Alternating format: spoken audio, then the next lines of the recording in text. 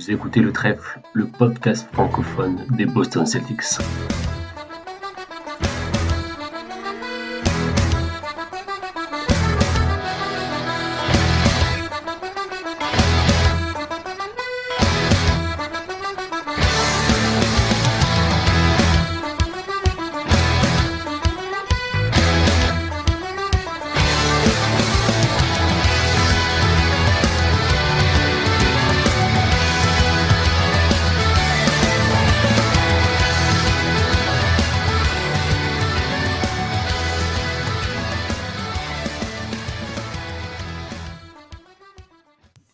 Bonjour, bonsoir à toutes et à tous et bienvenue dans ce nouvel épisode du podcast Le Trèfle. C'est Johan, je suis très content de vous retrouver, très content de retrouver mes camarades du Trèfle pour parler de basket et de nos chers Celtics. Il faut dire que ça fait déjà un petit moment qu'on n'est pas venu vers vous. On avait envisagé de faire un épisode il y a quelques temps parce que ça commençait à faire un peu long. Et puis niveau dispo de notre côté, ça n'a pas été forcément évident. Donc on s'est rendu compte que la fin de saison régulière approchait à grands pas. Et on s'est dit donc qu'on vous retrouverait plutôt à ce moment-là. En tout cas, cette fois, on est bien de retour.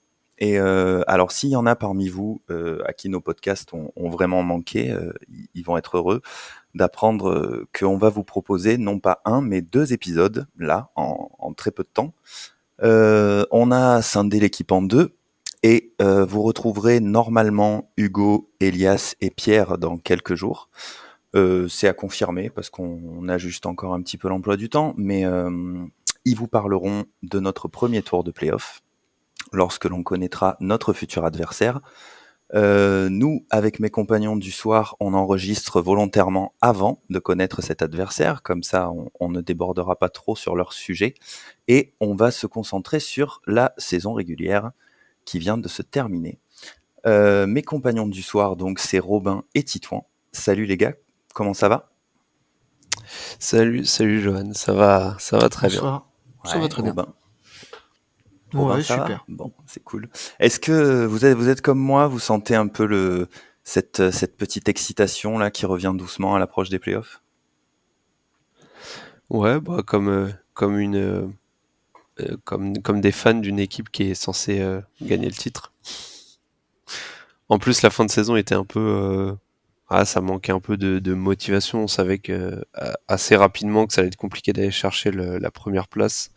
Et à l'inverse, on savait que pour les Sixers, ça allait être compliqué d'aller chercher notre deuxième place. Donc voilà, il n'y avait plus grand chose à jouer sur les 5, 6, 7 derniers matchs de la saison. Donc les 2 dernières semaines étaient un peu ça manquait un peu de motivation, on va dire. Moi, je suis excité parce qu'on n'a pas de blessés. Ça fait longtemps que c'est pareil. Ouais, c'est vrai. Robert Williams en pleine forme. C'est assez impressionnant. Hormis là, Jaylen Brown qui s'est coupé un petit peu, mais bon, c'est pas grand chose. Mais normalement, on devrait attaquer le premier tour de playoff sans blessé. C'est assez rare pour Au le souligner. complet, ouais. C'est vrai, ouais. C'est vrai.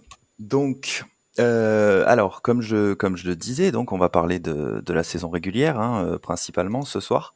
On va vous proposer, un peu comme on l'avait fait l'année dernière, une sorte de bilan, joueur par joueur. Bon, alors l'année dernière, on avait fait ça en mode conseil de classe. Cette année, on change un peu. Bon, déjà parce que moi, j'y avais pas participé l'année dernière. Moi, conseil de classe, ça me rappelle un peu trop le boulot. Donc, et puis en plus, il est prouvé aujourd'hui que donner des notes aux élèves, c'est assez vieille école, ça se fait plus. S'il y a des enseignants qui nous écoutent, je pense qu'ils seront d'accord avec moi. Plus sérieusement, on a décidé de faire ça autrement cette année. Je vous laisserai découvrir un peu plus tard. Mais avant, on va revenir sur cette saison de manière un peu plus globale. Une saison régulière qui s'achève donc avec un bilan de 57 victoires et 25 défaites. On a longtemps vu le bilan symbolique des 60 victoires comme un objectif réalisable. Et puis finalement, il n'a pas été atteint. On a presque envie de dire qu'il aurait pu. C'est quelque chose qui semblait totalement accessible, mais il y a eu des matchs qui ont été un petit peu lâchés, comme disait Titouan. C'est vrai que la fin de saison a été un petit peu brouillonne, puis il y a eu d'autres moments dans la saison où c'était le cas. Un bilan de 57-25, donc qui nous place deuxième de la conférence Est. mais aussi deuxième meilleur bilan de toute la NBA. Ce qui veut dire, si on se projette un tout petit peu sur les playoffs, qu'on aura bien évidemment l'avantage du terrain au premier tour. Si on passe ce premier tour, on l'aura également en demi-finale de conférence. Et en fait, pour faire simple, pour éviter de tout détailler, on aura l'avantage du terrain sur toutes les éventuelles séries de playoffs qu'on jouera, sauf si on est amené à croiser les Bucks, donc potentiellement en finale de conférence, chose que je pense, on espère tous. Mais dans cette configuration-là, on n'aurait pas l'avantage du terrain, et ce serait la seule série. J'en profite, tiens, pardon, petite parenthèse, tant qu'on est dans les playoffs comme ça, après, vu que c'est pas le sujet principal de notre épisode du soir, mais je ne sais pas si tout le monde a l'info, je pense que vous l'avez, mais je la donne. Le premier match des playoffs, au cas où, ce sera samedi prochain, le 15 avril, et ce sera à 21h30 heure française. Donc on ne connaît pas encore l'adversaire, hein. On n'a pas le qui, mais on a déjà le où et le quand, donc c'est bon à savoir. Voilà, je ferme la parenthèse playoff. On en revient au bilan. Cette saison régulière, donc, qui a été en plusieurs temps. On a eu un début de saison assez magnifique. On a eu le sentiment qu'on allait rouler sur la ligue pendant toute la saison. Il y a eu un début de saison vraiment tonitruant. Et puis, on a déjà parlé de ça dans les épisodes précédents, mais puisqu'on revient sur la régulière dans son ensemble, on peut en parler. Il y a eu cette cassure dans le match contre les Warriors, les joueurs qui avaient dit qu'ils avaient peut-être joué comme s'ils avaient un peu trop entouré cette date sur le calendrier. Ça a amené une période un peu plus difficile. Et puis, on peut dire ensuite que que les Celtics nous ont rassurés, ils ont retrouvé leur niveau de jeu. Ils ont peut-être pas été aussi dominants qu'en début de saison, mais en tout cas, on n'est pas resté bien longtemps dans cette phase un petit peu inquiétante. Il y a eu du mieux, même si, encore une fois, il y a des matchs qu'on a eu le sentiment qu'ils laissaient filer, hein, j'en parle un peu plus tôt, des matchs contre des petites équipes. Alors encore une fois, je mets des gros guillemets, vraiment, no disrespect, on sait qu'en NBA, on peut perdre n'importe quel match, comme on peut gagner n'importe quel match. Mais voilà, il y a eu des matchs où on a vraiment le sentiment que les Celtics pouvaient faire mieux et qu'ils devaient faire mieux. Le point positif, c'est que sur la fin de saison, on a quand même le sentiment qu'ils ont retrouvé leur vrai niveau de jeu. Je pense par exemple à ce match contre les Bucks avec une victoire assez nette, un autre gros match contre les Sixers qu'on perd certes, mais qu'on perd sur le fil alors qu'il nous manque quand même 2 joueurs majeurs. On a quand même la sensation que cette équipe est prête pour la suite. Donc les gars, je vais vous donner la parole sur ce sujet. Qu'est-ce que vous l'analysez comment cette saison régulière? Comment vous vous sentez là à la fin de cette saison? Qui commence Robin, peut-être? Non, Alors, Titouan, vas-y. ouais, globalement, je pense qu'on est tous plus ou moins d'accord avec toi sur le fait qu'il y a, du moins visuellement, il y a vraiment eu 3 saisons dans la saison, vraiment 3 parties. Il y a ce début vraiment en boulet de canon où on sent que les Celtics ont mal digéré la défaite des finales NBA et que voilà, ils ont envie de montrer qu'ils font partie des favoris et qu'ils veulent y retourner rapidement. Ensuite, il y a cette deuxième partie, comme tu disais, où on commence à lâcher des matchs et on a un peu ce fantôme de la saison dernière, tu sais, où on commence à perdre des matchs qu'on menait de 10, 12, voire 14 points à l'entame du 4e quart-temps. Ça rappelle un peu des mauvais souvenirs. Un Tatum un peu dans le dur, Smart et Brogdon qui loupent tour à tour quelques matchs par-ci par-là. Grant Williams qui faisait un gros début de saison et qui devient presque fantomatique ensuite. Du coup, ouais, deuxième partie de saison un peu moyenne et troisième partie, comme tu l'as dit, en fin de saison où on revient bien. Mais on en parlait en off tous les trois.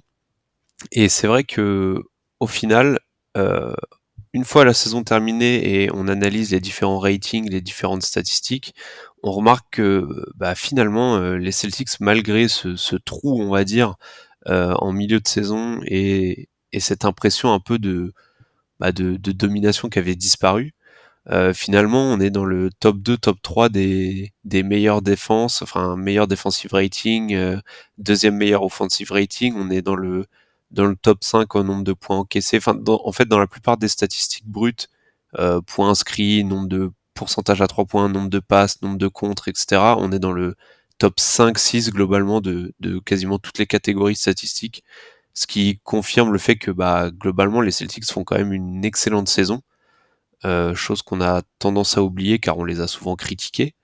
Parce que comme on me disait, en tant que fan, on a des attentes qui étaient très hautes, sortie de finale NBA perdue, gros début de saison, et voilà, et c'est un peu notre côté fan aussi qui veut que tout soit parfait. Jaylen Brown on a fait les frais d'ailleurs dans ce podcast, mais voilà, je voulais quand même rappeler que malgré plusieurs interrogations, petites faiblesses qu'on avait notées dans le jeu, etc., les Celtics finissent tout de même deuxième meilleur bilan de la ligue et top 3 défense et attaque. Donc globalement, on est quand même sur une excellente saison et comme tu le disais en off, un excellent bilan aussi face aux meilleures équipes de la ligue. Donc voilà, plutôt une meilleure saison, je pense, que ce qu'on pouvait voir nous d'un œil de fans parfois trop exigeant.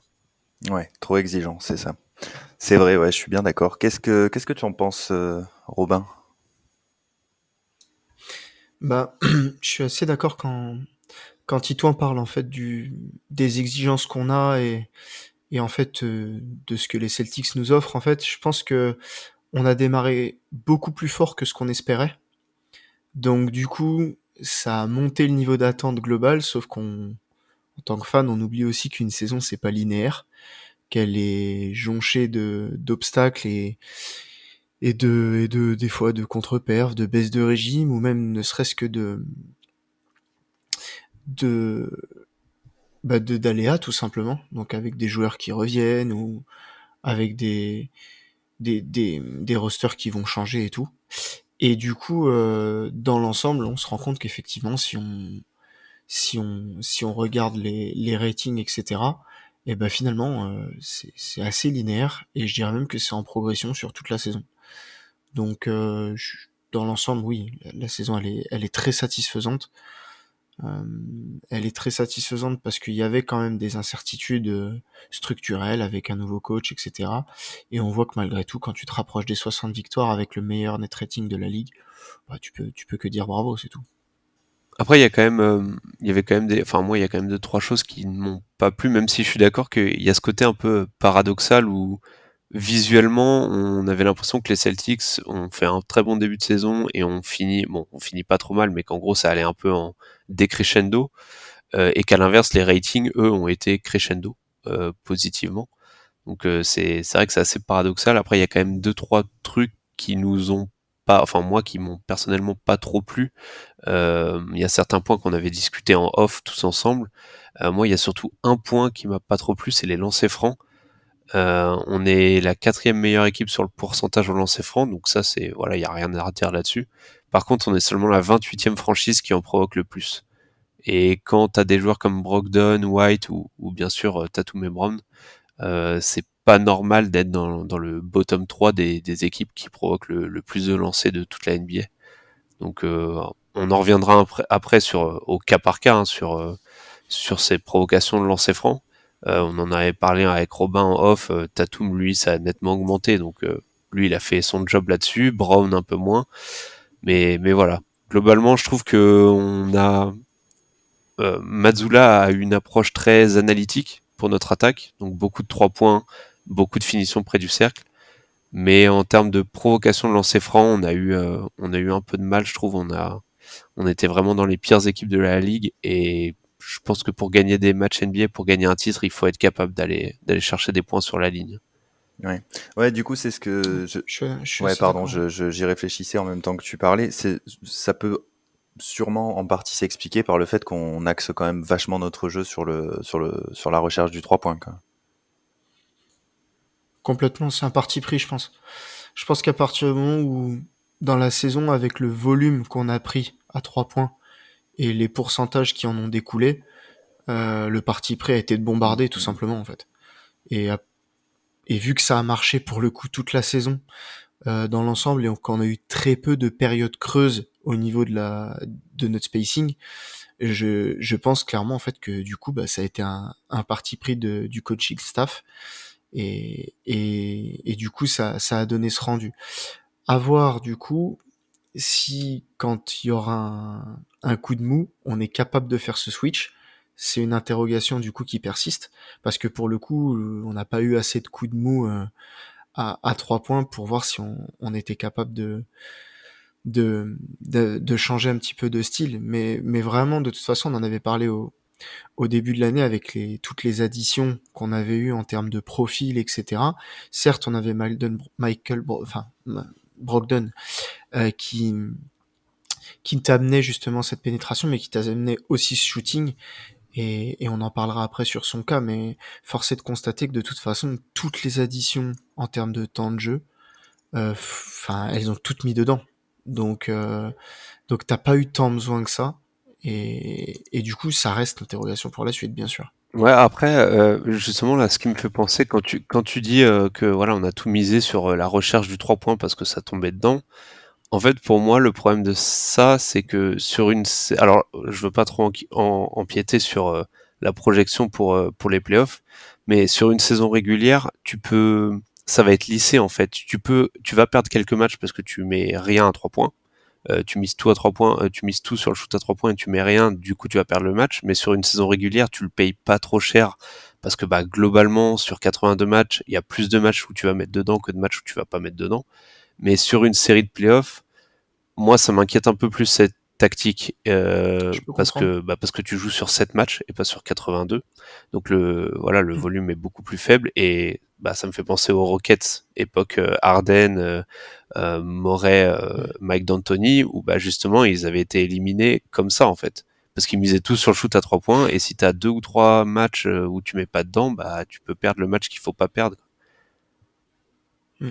Après, pour le coup, ce qui m'inquiète moins, par contre, c'est que nos joueurs à fort usage, eux, sont en progression, ou en tout cas sont capables d'y aller. Tu Oui. vois, je pense surtout qu'on a une panoplie de role-players qui ne va jamais sur la ligne, parce qu'ils bombardent à 3.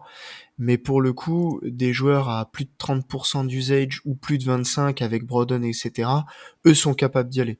Donc pour le coup, ça me rassure un peu parce que je me dis que l'usage de ces joueurs-là va faire que monter pendant les séries de playoffs et eux sont capables d'avoir cette alternance. Ouais, à voir. Ouais, j'espère. Mais en tout cas, je suis d'accord avec toi que à l'heure actuelle, par rapport à ce qu'on a vu sur les 82 matchs, c'est une interrogation. Ok, ok. Bon, ben on va pouvoir poursuivre alors et on en arrive donc à la partie bilan pour les joueurs. Donc on va parler des joueurs un petit peu chacun leur tour et alors on a décidé de faire ça par secteur. Donc on va commencer par les guards. Allez, tiens, je vous fais un petit piège pour commencer parce que je ne sais pas si vous aurez préparé quelque chose. J.D. Davison, est-ce que quelqu'un a quelque chose à dire? Coupe de cheveux très très bizarre et style Ouais. assez unique. Ok. Ouais. Pas assez de temps de jeu en NBA, enfin avec de vraies minutes pour vraiment avoir une vraie idée. Mais bon, comme on le savait déjà à sa draft, que c'est un joueur qui a plein de talent, mais voilà, c'est très brut. Beaucoup de travail à faire. Mm, mm. Exact. Ouais. Alors J.D. Davison, ouais, il a joué quoi, une dizaine de matchs, c'est ça? 12, je crois, pour une moyenne d'environ 5 minutes. Donc ouais, c'est sûr qu'à part lors des 2 derniers matchs, on l'a pas beaucoup vu. Donc plus sérieusement, de celui qui a été l'ajout un petit peu surprise hein, de l'intersaison, malgré toute l'affection que j'ai pour Daniel Theis, c'est vrai que de le faire venir contre Theis, Nesmith et un paquet de chocobons, ça a quand même été un coup assez extraordinaire. C'est Malcolm Brogdon, bien sûr. Malcolm Brogdon qui a été vraiment une valeur ajoutée assez extraordinaire hein, pour les Celtics, qui a clairement le niveau pour être titulaire dans pas mal d'équipes NBA. Et chez nous, c'est le 6e homme. D'ailleurs, il n'a pas été titulaire une seule fois. Hein. C'est vraiment le rôle qui lui a été dévolu. On a eu la volonté d'en faire le 6e homme et ça a été respecté jusqu'au bout. Robin, je crois que c'est toi qui va nous parler de Malcolm. Yes. Alors, pour Mr. Brogdon, quand il arrive chez nous, hormis le fait que on avait dit qu'il correspondait un petit peu à tous nos besoins en fait, en termes de savoir attaquer le cercle, d'avoir une grosse qualité de spacing, etc. T'as toujours les appréhensions de comment tu vas réussir à intégrer un joueur aussi important dans un effectif qui tourne déjà. Est-ce que le joueur va accepter son nouveau rôle? Est-ce qu'il va bien s'entendre avec tes cadres? Est-ce qu'il va arriver à transposer ses qualités dans notre style de jeu, etc. Et en fait, force est de constater que bah c'est le plan s'est déroulé sans accroc concernant Brogdon. C'est-à-dire qu'il a réussi clairement à transposer absolument tout ce qu'on espérait de lui euh, dans notre jeu. On avait une incertitude aussi sur ses blessures, sur les matchs qu'il jouerait, etc. Cette année, il a joué 67 matchs. C'est le plus haut total depuis son année rookie, pour le coup. Pour un total de 26 minutes aussi par match. Donc une vraie contribution en minutes, en points, en efficacité, en QI basket. Et clairement, c'est l'addition de l'année nous concernant. On l'espérait, on l'a, et en plus, on a quelqu'un qui est très apprécié dans le vestiaire, qui apprécie énormément le rôle qu'il a, qui nous amène un petit peu ce sang-froid nécessaire, et qui en plus, quand il y a eu des absents de marque, a réussi à step up en fait. C'est-à-dire qu'on a vu quand JB ou JT n'était pas là, clairement il est capable de devenir ta deuxième option ou sans aucun souci. On a des pointes de scoring, une variété de scoring qui est excellente, une distribution, tout ça. Donc non, moi clairement sa saison elle est géniale et elle est si en début d'année on m'avait parlé d'une saison comme ça, j'aurais parlé de saison parfaite et pour le coup je trouve qu'il l'a faite. Ouais, clairement, clairement. Et voire même pour option, hein, je sais plus ce que c'est le match où je crois que c'est Tatum qui est absent et où Brown pour le coup fait pas un match extraordinaire et je crois qu'il te claque voilà 29 points. Genre les gars, il y a besoin, bougez pas, je suis là quoi. Ouais, puis d'une efficacité redoutable, c'est-à-dire que il y a très peu de déchets et il est très rarement à contre-courant. J'avais eu un petit peu peur en début d'année où je m'étais dit j'espère qu'il va pas trop s'effacer non plus parce que souvent c'est un petit peu ce qui arrive aux joueurs qui sont très très intelligents et qui se fondent dans un collectif. Tu sais, ils font un petit peu des laissés-passer à certains tickets shoot où ils essayent un peu de faire jouer tout le monde des fois et tu te disais mais putain ce tir-là tu devrais le prendre ou prends un peu plus de tirs et tout et en fait au fur et à mesure de la saison tu sens qu'il a pris pleinement ses marques et que quand c'est nécessaire il n'y a pas de temps d'adaptation dès qu'il faut il est là c'est c'est vraiment un excellent élément et puis quand on se rappelle pourquoi on l'a eu bah là tout de suite tu cries au génie clairement. Ouais, c'est clair, c'est parfait. On est bien d'accord. Joueur suivant. Alors, lui aussi, c'est une addition assez récente, hein, puisqu'il est arrivé en cours de saison l'année dernière. Bon, on a eu là aussi un petit crève-cœur de voir partir Romeo Langford, mais on a reçu donc Derek White en retour. Tu parlais du nombre de matchs joués. Derek White a joué les 82 matchs cette saison. Sachant que, alors moi, j'avoue que je le surveillais depuis un petit moment. J'ai regardé l'injury report du dernier match où on s'est dit qu'il allait y avoir tellement d'absents. Et quand j'ai vu que Derek White n'était pas dessus, je me suis dit, bon, bah, en même temps, tu as joué 81 matchs. Tu veux peut-être juste être là pour le 82e, et ça devait être sûrement ça, puisqu'il a joué 5 minutes. Derek White qui était à la base prévu pour être, enfin prévu. Après, on n'était pas dans les plans du coach, mais c'est vrai que si on partait du principe que le 5 de la saison dernière serait certainement le 5 privilégié, bon, entre les blessures de Rob, l'absence prolongée, etc., White s'est retrouvé dans le 5 de départ. Il a joué sur ses, alors attendez, je ne veux pas dire de bêtises, mais il est à plus de 80% de matchs titulaires, hein, voilà, 70 matchs sur 82. Il apporte énormément. Il est dans les conversations pour être dans une All-NBA Defensive Team. Alors ça, bon, c'est plutôt les joueurs des Celtics qui militent pour ça. Est-ce que ce sera le cas ou pas? On n'en sait rien. Mais en tout cas, gros, gros plaisir de voir Derrick White sur le parquet dans notre équipe. Titouan, à toi. Ouais, alors Derrick White, je le disais en fin de saison dernière, et je ne suis pas peu fier de voir que j'avais raison, mais je disais souvent, laissons à White une intersaison complète avec l'équipe pour parfaitement s'intégrer, parce que c'est vrai la saison dernière, quand il arrive, il fait pas une mauvaise arrivée, mais voilà, il y a des choses bien, des choses un peu moins bien. Là, cette saison, il était incroyable. Robin parlait de Brogdon et de sa régularité.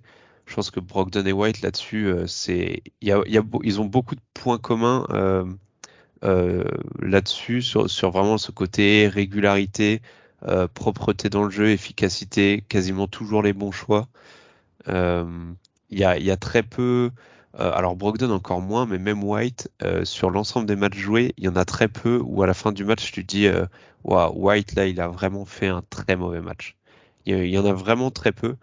Par contre, à la différence de Brogdon, c'est vrai que White, il y a parfois eu des moments, je trouve, où il était encore un peu timide, notamment au niveau du scoring, où voilà, tu sentais qu'il se mettait un peu en retrait. Et ça s'est décanté un peu au fil de la saison, notamment après son gros mois de février, je crois, où il fait, où il fait un mois de février de franchise player, là où tu as Brown qui loupe un peu des matchs, Tatum qui loupe un peu des matchs. Et du coup, t'as un Derrick White qui est incroyable. Ouais, très intelligent. Il est devenu un shooter à 3 points en catch and shoot plutôt fiable, contrairement à ce qu'on pensait à son arrivée enfin quand il était à San Antonio. Donc ouais, un bonheur d'avoir un joueur comme ça. Et s'il n'est pas un des 3 meilleurs joueurs de l'équipe, intrinsèquement parlant, je pense qu'il est probablement un de ceux qui font leur meilleure saison cette année dans l'équipe. Donc ouais. Et je veux pas trop en dire, trop m'étendre sur Derrick White, parce que pour les auditeurs qui nous écoutent, il y aura un podcast qui sortira. J'ai eu la chance d'être l'invité de Guillaume du Basket Lab, et où on fait un focus justement sur Derrick White, et on rentrera en détail sur le joueur. Mais ouais, incroyable joueur et une incroyable saison. Ouais. On mettra le lien du pod en question sur la page du trèfle. Je vais donner la parole à Robin. Juste, je te confirme bien que c'était au mois de février, vu que c'était juste, c'est au moment où on était à Boston en fait. Moi, je me souviens que j'avais les boules qu'il y avait Tatum et Smart qui étaient absents. Brown était déjà absent, c'était confirmé depuis un petit moment. Et ma seule consolation, c'était de me dire que je verrais le joueur de la semaine, puisqu'il l'avait été à ce moment-là. Et voilà, il y avait Derrick White sur le terrain, c'était cool. Robin. Ouais, ce qui est super en plus avec Derrick White, c'est que pour le coup, il a une vraie progression en tant que joueur. C'est-à-dire que Brogdon, lui, a juste transféré ce qu'il savait faire. Et pour le coup, Derrick White, lui, il a une progression notamment à 3 points. On s'était dit l'année dernière, si jamais il n'est pas utilisé balle en main, ce qui n'était pas trop le cas l'année dernière, est-ce qu'il sera être un danger au minimum à 3 points? Et il nous sort une année où effectivement il a un pourcentage qui est très très très honorable à 3 points. Et du coup, ça a permis une utilisation absolument variée et géniale de ce joueur. Pour moi, c'est notre meilleur défenseur extérieur cette année, clairement. Euh, il a en plus des highlights de contre et tout qui sont super fun. C'est un mec qui lâche rien, qui est vraiment agréable à voir. Et c'est vraiment pareil, une saison très très satisfaisante le concernant. Pour la défense, justement, c'était une des stats que j'avais relevées pour le podcast de Guillaume. C'est le meilleur contreur. Alors, parmi les meilleurs contreurs de la ligue, si tu enlèves les big men, c'est le deuxième meilleur contreur parmi les guards, ou enfin les postes 1, 2, voire même 3. Il y a que Shai Gilgeous-Alexander qui est devant lui. Et il est devant lui pour 0,05 ou un truc comme ça. Donc ouais, non, c'est incroyable quand tu vois. Pourtant, il a pas un physique de déménageur, hein. Mais ouais, non, trop intelligent. Ouais, c'est sûr. Du coup, puisque vous parlez de défense, ça va nous faire la transition sur notre le prochain joueur sur lequel on va s'attarder. On va parler de Marcus Smart, qui du coup, c'est un peu fait comme disait Robin, hein, il s'est fait un peu voler la vedette sur le sur le plan de la défense dans l'équipe et particulièrement sur le secteur extérieur. Marcus Smart, on se souvient justement qu'il faisait pas un début de saison extraordinaire, surtout sur le plan défensif. Après voilà, il reste un petit peu l'âme de cette équipe. Il a une présence qui est intéressante et puis au playmaking, c'est toujours sympa. Ce trio là avec Brogdon, White et quand tu tournes avec ces trois là sur le backcourt, c'est un luxe extraordinaire. Et du coup, c'est vrai qu'on parle un petit peu moins de Marcus. Titouan, Marcus Smart pour toi cette saison? Alors, saison assez mitigée, je trouve. Tu l'as dit, défensivement, je l'ai trouvé très moyen, voire limite médiocre en début de saison. Il se reprend un peu par la suite et finit du coup par faire globalement une saison plutôt bonne en défense. Mais on aurait pu s'attendre à un peu plus de l'actuel défenseur de l'année en titre. Et offensivement, il a soufflé un peu le chaud et le froid aussi. D'un côté, je trouve qu'il est toujours un des meneurs playmakers les plus sous-estimés de la ligue. Il a d'ailleurs un ratio assist turnover qui est de quasiment 3, je crois, 2,9, quelque chose comme ça, ce qui est déjà très bon. Mais d'un autre côté, au scoring, il a fait exactement ce qu'on voulait pas qu'il fasse. Il a pris autant de shoots que la saison précédente, quasiment, mais il a augmenté son nombre de tirs à 3 points, pris en moyenne par match, au détriment des tirs proches du cercle ou des lancers francs. Donc voir Smart prendre plus de tirs à 3 points et réduire son nombre de lancers francs et de tirs au panier, où en plus avec son physique, il peut enfoncer quasiment 90% des guards de la ligue, c'est quand même embêtant. Donc tu l'as dit, il a toujours ce hustle qui fait un peu sa réputation et qui oblige un peu Mazzulla à le faire jouer un maximum parce que tu sais que sur une fin de match serré, sur une possession où tu as besoin d'un stop défensif ou quoi que ce soit, il peut te faire le big play qu'il faut. Mais globalement, ouais, saison assez moyenne, je trouve, défensivement et offensivement, t'as du très bon et du très mauvais quand même pour Smart, je trouve. Ouais, je suis assez d'accord. C'est vrai on avait le sentiment, surtout en fin de saison dernière, qu'il avait travaillé là-dessus, hein. Tu avais l'impression qu'il se retenait un peu de prendre ses fameux shoots à 3 points. Et puis là, là il est un peu retombé. Ouais. Après, concernant Smart, c'est toujours, tu sais, pareil, le contraste entre les attentes et ce que tu as vraiment. Parce que finalement, quand tu regardes même au niveau du box score, les changements sont pas non plus incroyables, hein. Tu vois, par exemple, en termes de tirs à 3 points pris, il y en a 0,5 de plus par match.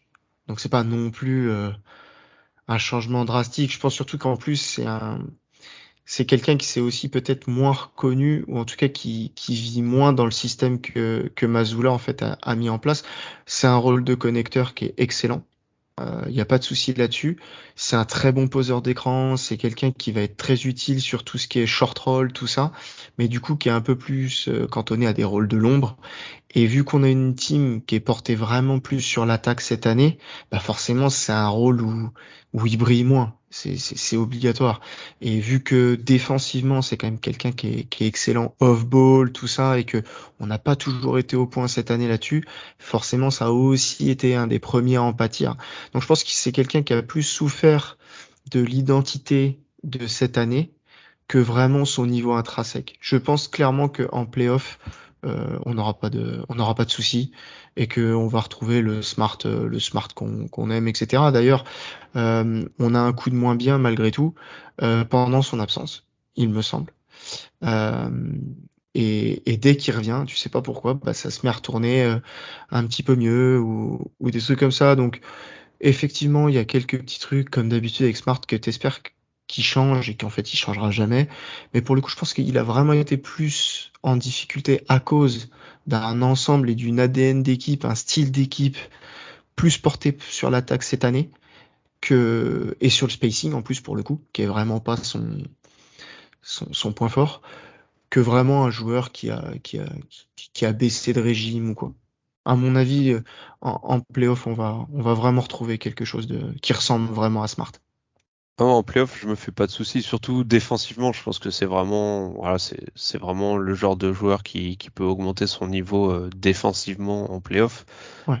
Offensivement, après, au-delà du volume de shoot à 3 points, c'est surtout le type de shoot à 3 points où, alors là, du coup, j'ai pas la stat sous les yeux. C'est vrai que je l'ai pas noté cette stat-là, mais il me semble de mémoire que il prend beaucoup plus de pull-up alors beaucoup, je sais pas, mais je sais qu'il prend plus de pull-up que la saison passée et que ses meilleures saisons en fait où euh, enfin on va dire ses saisons les plus propres à 3 points et du coup ça peut expliquer aussi le fait que bah qui dit on sait qu'un pull-up à 3 points c'est un shoot plus compliqué quand t'es un joueur comme Smart qui est pas un très bon shooter 11%, euh, il voilà prend cette année, de pull-up. 11% de pull-up à 11%, 3 points. ouais. 45% de catch and shoot, 11% de pull-up à 3 points. Et l'année dernière, je vais te dire ça tout de suite.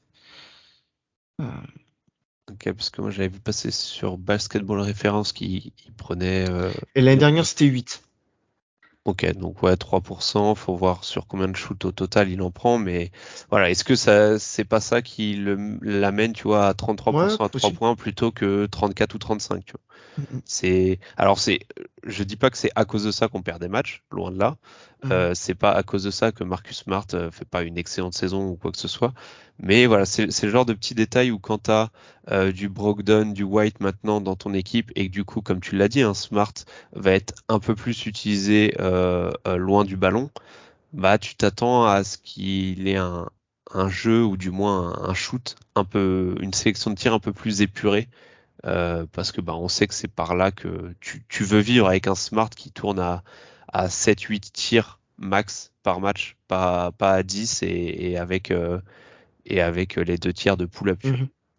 Et puis alors pour revenir un peu sur ma take sur le meilleur défenseur extérieur cette année en saison régulière, c'est Derrick White. Je pense que vous êtes plutôt d'accord avec moi. Par contre, si je vous dis que si jamais il met le bleu de chauffe en playoff, Marcus Smart reste notre meilleur défenseur, je pense qu'on est aussi tous d'accord là-dessus.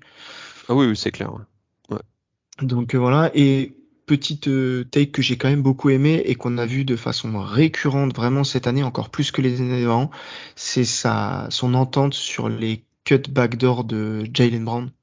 Je Ouais, trouve ouais, qu'il ouais. a énormément trouvé cette année et qui continue parce que c'est vraiment quelque chose qui marche très bien. Et en plus, c'est un rôle qu'on aime beaucoup pour Jaylen Brown. Donc du coup, ça par contre, j'ai vraiment aimé cette entente cette année, que ce soit sur transition ou même des fois sur demi-terrain, où on a cette action où justement il va chercher Brown sur une petite passe avec rebond sur un cut backdoor quand il arrive d'un corner. C'est très appréciable et ça a énormément piégé les défenses adverses.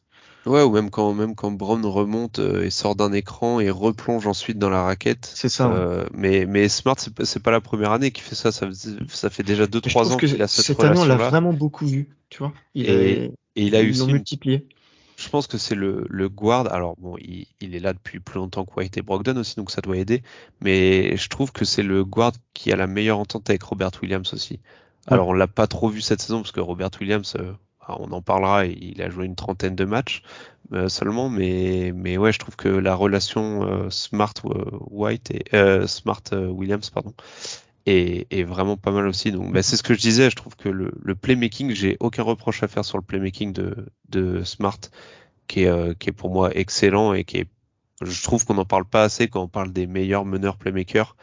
Euh, je trouve qu'on n'en parle pas assez de Smart, mais euh, mais ouais voilà, c'était juste pour nuancer sur le fait que globalement il fait pas une mauvaise saison, mais on a déjà eu mieux, on va dire. Il fait une saison standard. Dans ses standards, je pense qu'on néglige ses standards. Oui, c'est possible. Puis il y a peut-être aussi le fait que bah autour de lui, la triplette, enfin t'as le duo White Brogdon on peut difficilement faire plus propre en fait que Ouais. que White et Brogdon dans le jeu.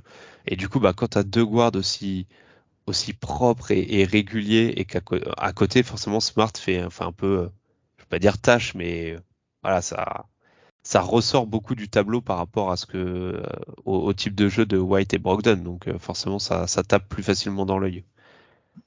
Et ouais, il souffre de la comparaison, forcément. Juste pour revenir sur ce que disait Robin, alors pendant que vous parliez, j'essayais de chercher en même temps, mais je l'ai pas retrouvé. Je crois que c'est Dan Greenberg sur Twitter qui est un fervent défenseur de Marcus Smart, et j'ai pas retrouvé, mais je me souviens que d'avoir lu effectivement, comme tu disais Robin, que les coups de mou de l'équipe correspondaient souvent à ces périodes d'absence. Ouais. Ouais, il me semble. Mais c'est le connecteur ultime, hein. C'est, si toi en parlais, c'est celui qui a le plus de vécu avec n'importe quel coéquipier. Donc, en fait, quand tu regardes l'entente, tu mets Smart et un joueur en face, la plupart du temps, il fait partie des meilleures ententes avec Robert Williams, il a une excellente entente avec Jason Tatum, Avec les avec Jays, Jaylen ouais, Brown, carrément. etc., etc. Donc, en fait, effectivement, à partir de là où il a cette entente qui marche régulièrement, tout ça, ah bah forcément, oui, ça se ressent dans la qualité de jeu et tout. Il y a ce côté un peu Draymond Green, tu sais, ce côté Bien sûr. joueur qui va parfois faire des erreurs ou faire des trucs qui vont t'énerver où tu dis tu pourrais être plus propre. Mais il y a ce côté âme en fait, l'âme Bien de sûr. l'équipe que tu peux difficilement quantifier en fait, mais tu le ressens quand il est là et quand il est pas là. Mm. Eh ouais, clairement. The heart and soul, c'est ça. Alors, pour continuer, enfin, je sais pas, on est bon sur Marcus, on passe à la Oh, suite? on peut avancer, on a encore pas mal de joueurs à faire. Eh ouais, c'est ça. Vous parliez justement de joueurs qui souffraient avec Smart, qui souffraient de la comparaison avec White et Brogdon. Il y en a un autre qui souffre, mais lui, c'est pas seulement de la comparaison, il souffre dans son temps de jeu. C'est Peyton Pritchard qui, justement, je pense que même s'il doit être heureux pour l'équipe parce que ça a l'air d'un bon gars, il a un temps de jeu avec l'arrivée de Brogdon qui a été clairement diminué. Malgré ça, quand voilà, de mémoire, à chaque fois qu'on a évoqué le cas de Peyton, on n'a que du bien à en dire. Euh, il a toujours répondu présent quand il y a eu besoin de lui. Là, sur les deux, bon, il a été un petit peu blessé, il a loupé quelques matchs, et puis sur les deux derniers matchs de la saison, il revient. J'ai pas si il met 30 points, il sort son premier triple-double dans le dernier match. Bon, évidemment, il a toute la place pour lui, hein, puisque c'était le meilleur joueur sur le parquet, mais il a quand même fait un super match. Ça fait plaisir pour lui, même si ça veut pas dire grand-chose.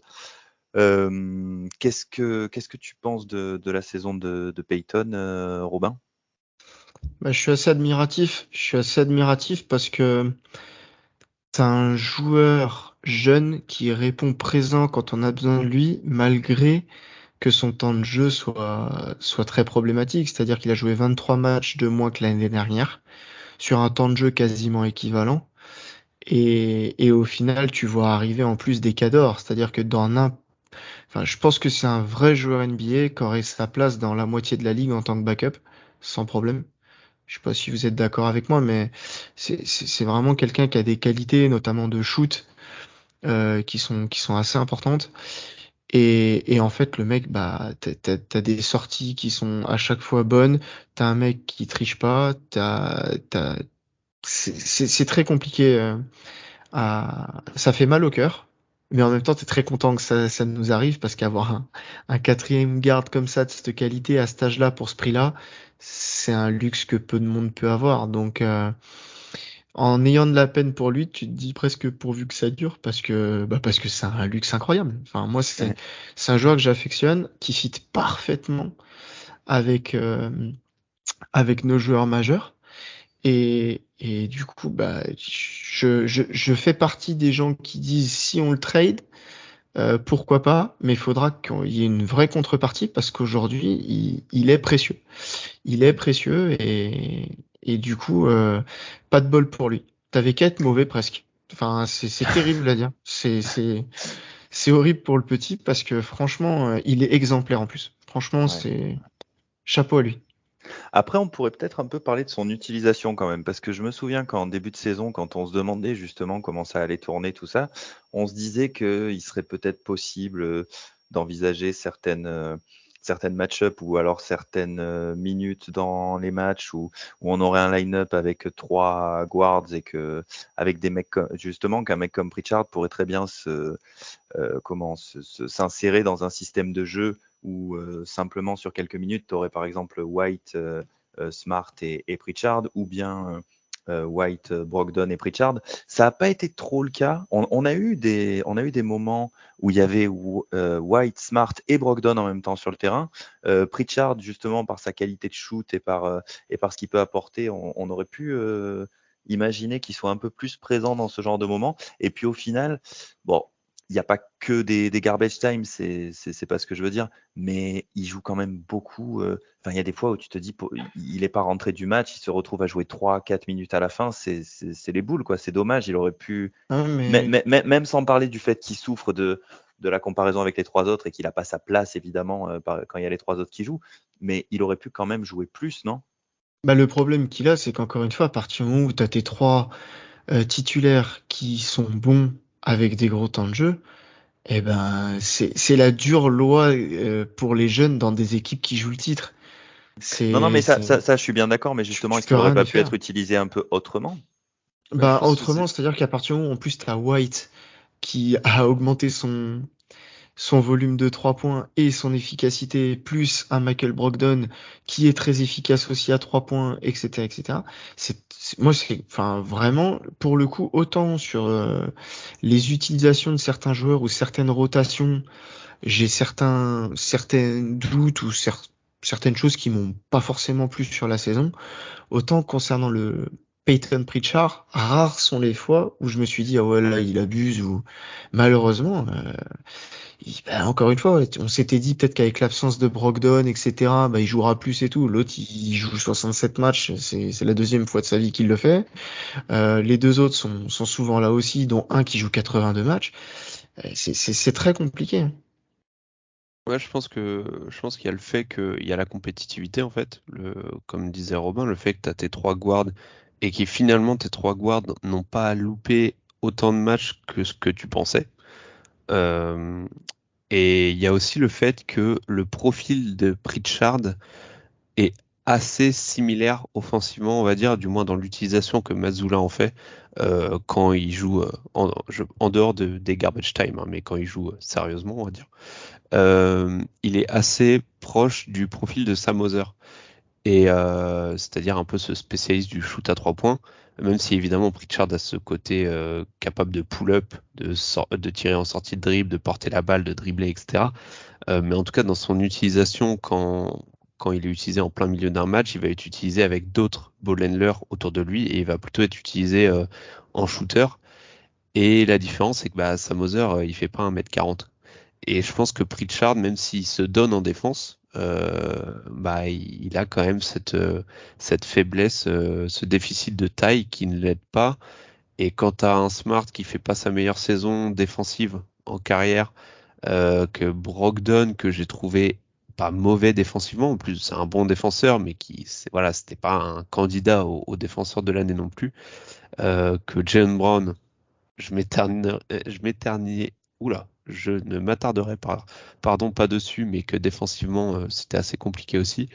Ouais, je pense que tu peux pas trop faire jouer Pritchard à cause de ça, je pense. C'est Ouais, ce qui lui a coûté. Je pense que c'est plus Hauser que les trois guards devant lui qui lui ont coûté les minutes. ouais, je suis d'accord sur son utilisation notamment. C'est-à-dire qu'à partir du moment où tu l'utilises pas pour le guard play, parce que tu as quatre mecs devant lui qui sont plus performants, et que tu veux l'utiliser en spot-up, ou en tout cas sur des rôles de finisseur et qu'il est incapable de finir au cercle, et ben son utilisation elle est hyper restreinte. Et du coup, ouais, t'as pas la place ou t'as pas le moment en fait. Ou en tout cas, ils sont infimes. Ça n'empêche que quand il a été utilisé, il a donné satisfaction. Ça, on pourra pas lui enlever. J'ai souvenir de certains matchs où justement il sort un petit peu avec Cornet, notamment, parce qu'on a pas mal vu ce binôme sortir du banc de temps en temps et tout. Et il y a quelques matchs où même eux deux nous ont remis dedans. Et c'est pour ça que je tiens à le féliciter. C'est-à-dire que pour le rôle difficile qu'est le sien en termes de frustration et tout, et ben, résultat des courses, il s'en sort pas trop mal. Il s'en sort pas trop mal. De toute façon, on en parlait en off, et tu l'as redit là, c'est un luxe d'avoir c'est quoi, du coup, dans la rotation, c'est le 10e, 11e joueur, c'est un luxe d'avoir un 10e, 11e joueur de ce niveau-là. Par Ouais. contre, je veux pas sans faire de plan sur la comète, à mon avis, il va être trade cet été, parce qu'il l'a plus ou moins insinué que c'est ce qu'il voulait. C'est ce qu'il voulait. À voir si Brad va vouloir le faire, ne serait-ce que pour le remercier en fait de son comportement, comme tu as dit, qui est quasiment exemplaire pour un jeune qui a faim mais qui peut quasiment pas jouer. Il mériterait d'être échangé dans une équipe où il pourrait sûrement moins compétitive, mais où il pourrait avoir un peu plus de temps de jeu.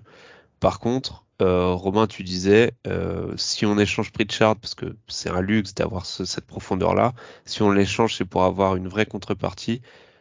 Je pense qu'il faut s'attendre à avoir une contrepartie qui, à mon avis, sera plus faible que ce que nous, en tant que fans des Celtics, c'est ce qu'on voit de Pritchard, ce à quoi on pourrait s'attendre en fait. Parce Ah, que mais du coup, je suis pas sûr qu'on le trade, moi.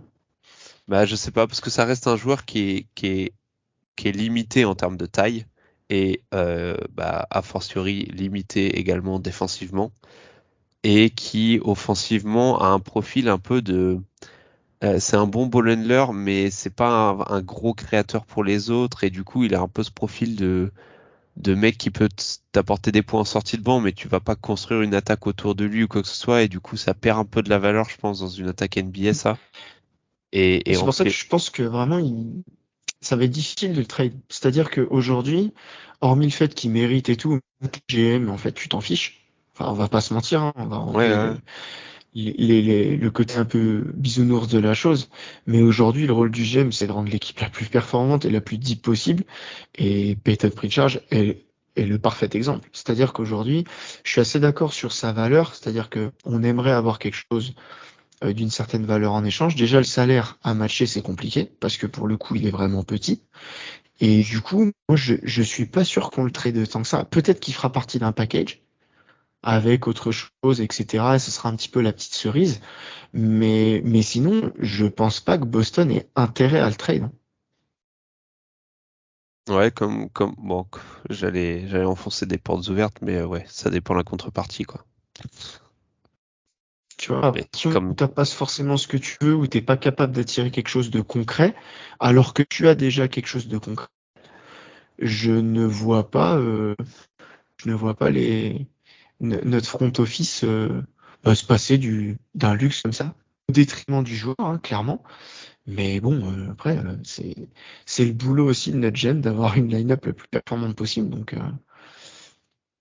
ouais, à et je voir. pense pas qu'il ait suffisamment de poids pour plus exiger les choses. C'est-à-dire qu'autant il a fait un appel du pied et tout, et très bien, il faut aussi qu'il défende un peu son beefsteak, je le comprends tout à fait, mais autant ça reste un role player de rotation 10-11, et du coup tes demandes auprès d'un front office, elles sont quand même, bon, en termes de poids, c'est pas non plus comme si JB ou JT parlaient, tu vois. Donc, il sera pas en position, à mon avis, d'exiger quelque chose et d'arriver sur un bras de fer. Et malgré tout, je pense qu'il est aussi dans un environnement autour où même si sportivement il s'y retrouve pas ou pas comme il veut, il est très sain. C'est-à-dire qu'il a des gens qui sont bienveillants autour de lui, il est dans une belle franchise, une équipe qui gagne aussi. Donc bon, il accumule quand même de l'expérience. Quelqu'un qui a joué des finales NBA aussi, enfin tu vois, Ouais, à voir. à voir, Mais j'ai mais hâte de voir c'est l'été pas le trop. concernant. Ouais, ouais, ouais. Ouais, on en revient un petit peu à ce que disait Hugo la dernière fois. En étant fan de Pritchard, tu peux presque espérer pour lui qu'il va s'en aller. Et puis quand tu te places du point de vue des fans des Celtics, c'est comme vous l'avez dit tous les deux, hein, c'est un tel luxe que on n'a aucune raison d'espérer qu'il s'en aille. Pour faire la transition entre les guards et les wings, on va parler de Jaylen Brown. Puisqu'à la base, bon, on pouvait s'attendre à ce qu'il joue donc sur le backcourt, hein, comme on disait, dans un hypothétique 5 avec Al et Rob, et puis ça, au final, ça a été très peu le cas cette saison. JB, bon, on n'a jamais été tendre avec lui. Il y a un côté encore cette saison, plus de plus en plus, même peut-être, assez frustrant dans son jeu. On aimerait qu'il prenne un peu plus soin du ballon, qu'il prenne parfois de meilleures décisions, qu'il essaye aussi moins de faire du Tatum quand Tatum n'est pas sur le terrain, parce que parce que ce n'est pas là qu'il est le meilleur. On peut lui reprocher tout un tas de choses, mais ça n'empêche pas quand même qu'on a avec Jaylen Brown l'un des meilleurs lieutenants de la ligue, hein, peut-être le meilleur cette saison. Peut-être, c'est ce qu'on se disait entre nous la dernière fois. Enfin, en tout cas, moi, c'est un argument que j'avance parce que je trouve quand même qu'on est dur et que je me dis que sans cette dose de folie, il serait peut-être moins efficace. Il est entré cette saison dans le top 10 des meilleurs scoreurs all-time chez les Celtics, avec une moyenne de 26,7 points par match. Alors bien sûr, le scoring ne fait pas tout, mais quand même, quand on prononce une phrase dans laquelle il y a top 10 all-time, c'est qu'on arrive sur quelque chose de sérieux. Vous avez voulu en parler tous les deux de Jaylen Brown plutôt que de voir quelqu'un qui s'y colle complètement. Donc, je vous donne la parole. Qui est-ce qui commence sur Jaylen? Titouan? Ouais, je vais commencer. Je vais mettre ma cape de méchant et Robin passera la pommade après. Non, je veux pas faire trop, je veux pas faire trop long parce que Jaylen, on en a beaucoup parlé cette saison. Je pense le problème de Jaylen et plutôt de nous, de nos critiques vis-à-vis de Jaylen, c'est que il y a lui et une partie de la fanbase, je pense, qui le vend comme un franchise player, ce qui met des attentes à un niveau très élevé. Et pour moi, si on regarde vis-à-vis de ces attentes de calibre franchise player, il répond pas à ces attentes. Et dans ce cas-là, on en revient un peu à ce qu'on disait par rapport à la saison des Celtics au global. On est souvent très critique et très exigeant parce qu'on a des grosses attentes. Maintenant, si on met les attentes à un niveau de lieutenant, comme tu l'as dit, oui, Jaylen Brown est un des meilleurs lieutenants de la ligue, un très bon joueur NBA qui fait plutôt une bonne saison. On en a déjà parlé entre nous en plus. Je crois que c'est Robin d'ailleurs qui disait ça, que c'est un joueur qui a ce grain de folie où il va souvent improviser offensivement, ce qui amène à des décisions très douteuses. Mais ceci étant dit, il finit souvent par réussir à scorer malgré des tirs très compliqués. Et j'aime à dire que Jaylen Brown, il est vraiment ce bad shot maker. Et dans le bad shot maker, t'as bad shot, donc il prend vraiment beaucoup de mauvais tirs, mais on peut pas lui enlever le fait que il les met. Et parfois ça aide à débloquer des situations compliquées. Donc globalement, on va pas se mentir, offensivement, il fait vraiment une bonne saison. Après, voilà, les problèmes qu'on a ciblés toute la saison, ils sont toujours là. Et je reste quand même perplexe par rapport à ça, c'est son efficacité au scoring. Fort scoreur, mais pas très efficace. Il a seulement, on en parlait en off avec Robin, il a seulement 100 de true shooting plus, donc c'est-à-dire pile au niveau de la moyenne NBA. Donc pour ce qui est censé être un des meilleurs lieutenants de la ligue et donc potentiellement un top 15, top 20 NBA, être tout juste dans la moyenne en termes d'efficacité, c'est quand même pas exceptionnel. Et surtout, il a un free throw rate, donc un taux de lancer franc provoqué d'à peine 25%, qui pour moi est assez faible quand on voit les qualités athlétiques du joueur. Donc pour une deuxième option offensive, c'est d'une équipe qui vise le titre, c'est pas énorme. Donc voilà, et le troisième point, moi que j'avais noté vraiment dans les choses, dans les mauvais points cette saison, et bon, je m'étendrai pas dessus parce qu'on en a beaucoup parlé, mais c'est la défense qui pour moi cette saison est, je pense, probablement une des pires saisons en carrière défensivement de Jaylen Brown. On peut isoler quelques passages de lui qui défend bien, mais quand on zoome de plus près, il y a quand même, je pense que Jaylen Brown est un des allez, si on regarde notre rotation playoff, donc notre rotation de 8-9 joueurs, pour moi, Jaylen Brown est en bataille avec Sam Moser pour le titre de 8e meilleur défenseur de l'équipe.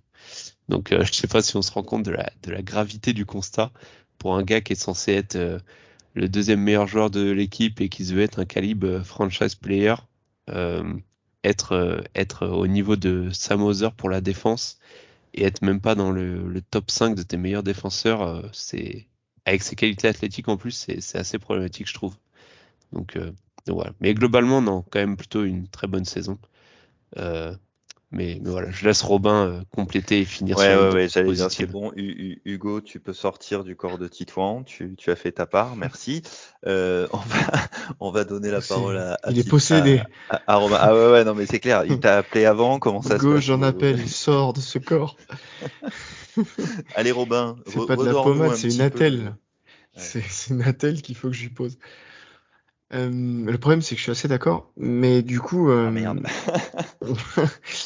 je pense qu'effectivement, le profil de Jaylen Brown est un scoreur de volume et pas d'efficacité. On le voit. Euh, Après, tu as aussi besoin de ce plancher de joueurs qui peuvent te scorer régulièrement des points et tout, que ce soit efficace ou pas efficace, tout simplement parce que bah il faut pouvoir enchaîner les tirs, les trucs comme ça. Donc Jaylen Brown, en tout cas, en est capable. Je pense qu'il est pas loin, effectivement, sur sa saison régulière, malgré tout, de faire une saison quasi All-NBA. Parce qu'il y a le volume, parce qu'il y a des takes, parce qu'il y a un contexte, parce qu'il a une bonne image. Et parce que malgré tout, bah, effectivement, il est plutôt performant. Je suis d'accord sur les points améliorés. Je suis pas sûr qu'il les améliorera parce que j'ai l'impression qu'en fait, Jaylen Brown veut juste être un autre joueur, en fait. Je pense qu'il n'est pas satisfait de là où il est bon et qu'il veut absolument progresser et forcer d'autres aspects de jeu qu'il ne maîtrise pas. Est-ce qu'un jour il arrivera à se dire bon bah j'arrête d'espérer de progresser et du coup je me focalise vraiment sur là où je suis bon? Je n'en suis vraiment pas sûr parce que je pense que c'est quelqu'un qui a cette mentalité de vouloir toujours espérer un petit peu évoluer, avoir ses responsabilités et tout. Je suis complètement d'accord sur le fait qu'il shoot pas assez de lancers francs. Ça s'explique aussi, je pense, par sa réussite au mid-range qui est plutôt bonne pour le coup. Et du coup, en fait, il a vraiment cette envie et cette capacité de pull-up, en fait, et de pas aller jusqu'au cercle. Pour le côté défensif, bon, on a hurlé toute l'année, je vais pas en rajouter. Euh, Malgré tout, j'ai bon espoir sur ces playoffs parce que, parce que tu as besoin, malgré tout, de ces joueurs qui peuvent enchaîner les plays, qui peuvent enchaîner justement et qui n'ont pas peur de prendre des gros tirs et tout. Et sur des séquences aussi faibles ou des échantillons aussi faibles que sont des séries de playoffs, t'es pas à l'abri qu'ils prennent feu sur une série complète, et dans ce cas-là, on criera au génie. Donc c'est quelqu'un qui est capable de prendre feu, c'est quelqu'un qui a des coups de chaud, et c'est quelqu'un du coup sur des séquences comme ça qui pourra clairement être le facteur X, et de toute façon, on en aura besoin. C'est-à-dire qu'aujourd'hui, si tu veux aller au bout, tu as besoin que sur une série de playoffs, Jaylen Brown soit son deuxième ou ton troisième ou ton quatrième meilleur joueur de la série. Euh, à chaque série en fait, tout simplement. Ah, mais par contre, Donc j'ai mis mon costume de flic méchant, mais il y a quelque chose qu'on ne peut pas enlever à Jalen Brown, c'est que depuis son début de carrière, il a quand même très rarement, voire jamais déçu en playoff. Ça, pour le coup, ouais, c'est quelqu'un qui a on pas peut peur pas des lui grands reprocher. rendez-vous. C'est quelqu'un où tu sais qu'il vit pour ça aussi, tu sais qu'il est très ambitieux, donc du coup il est taillé pour ça. On l'a vu même pendant les finales, hein. Il y a beaucoup de gens qui ont loué ses qualités en finale, etc. Et pour le coup, il avait embrassé un rôle qui était le sien. Euh, donc on va voir. On va voir. Ce qui est sûr aujourd'hui, c'est que il a fait une bonne saison. On peut pas le nier. Mais je pense que c'est quand même un joueur qui est très perfectible encore. Surtout pour le futur salaire, à mon avis, qu'il aura. Donc je pense que c'est des discussions qu'on aura encore à longueur d'année prochaine. Ça reste une bonne saison de sa part. Et puis next. J'ai pas grand chose à rajouter de plus. Ok, ok. Bon, et ben maintenant qu'on est donc du coup la transition est faite, on va passer aux wings purs. Alors, bon allez, j'ai fait la blague. Non mais celle-là pour le coup elle est encore plus grosse. Mais Justin Champagny, il fait partie de l'équipe. On en parle un peu ou pas? Vous avez regardé le match contre les Hawks, non? Bah, en plus, non, j'ai même pas regardé le dernier match contre les Hawks, donc Voilà. ouais, Donc on va passer au suivant. ouais. Le seul truc que je peux te dire, c'est que à la fac, je crois qu'il vient de Penn State, je crois de mémoire, si je dis pas de bêtises. Et que c'était un bon soldat. Mais j'ai vu plus de matchs de lui à la fac que de matchs de lui en NBA, donc c'est pour te dire. Ouais. Ou Du non, c'est coup, pas Penn State, c'est Pittsburgh, je crois. Deck. Ok. Robin, t'as quelque chose à dire sur Justin Champagny ou on passe? Non, pas du tout. Ok. Alors, donc le suivant, j'ai pas de nom sur ma liste. Là, j'avais la liste des joueurs sur lesquels vous interveniez chacun, mais je suppose, vu qu'il a quand même réussi à placer son nom dans la partie sur Pritchard, que c'est que c'est Titouan qui va s'en charger, ou au moins qui va débuter. On va parler de Sam Mauser.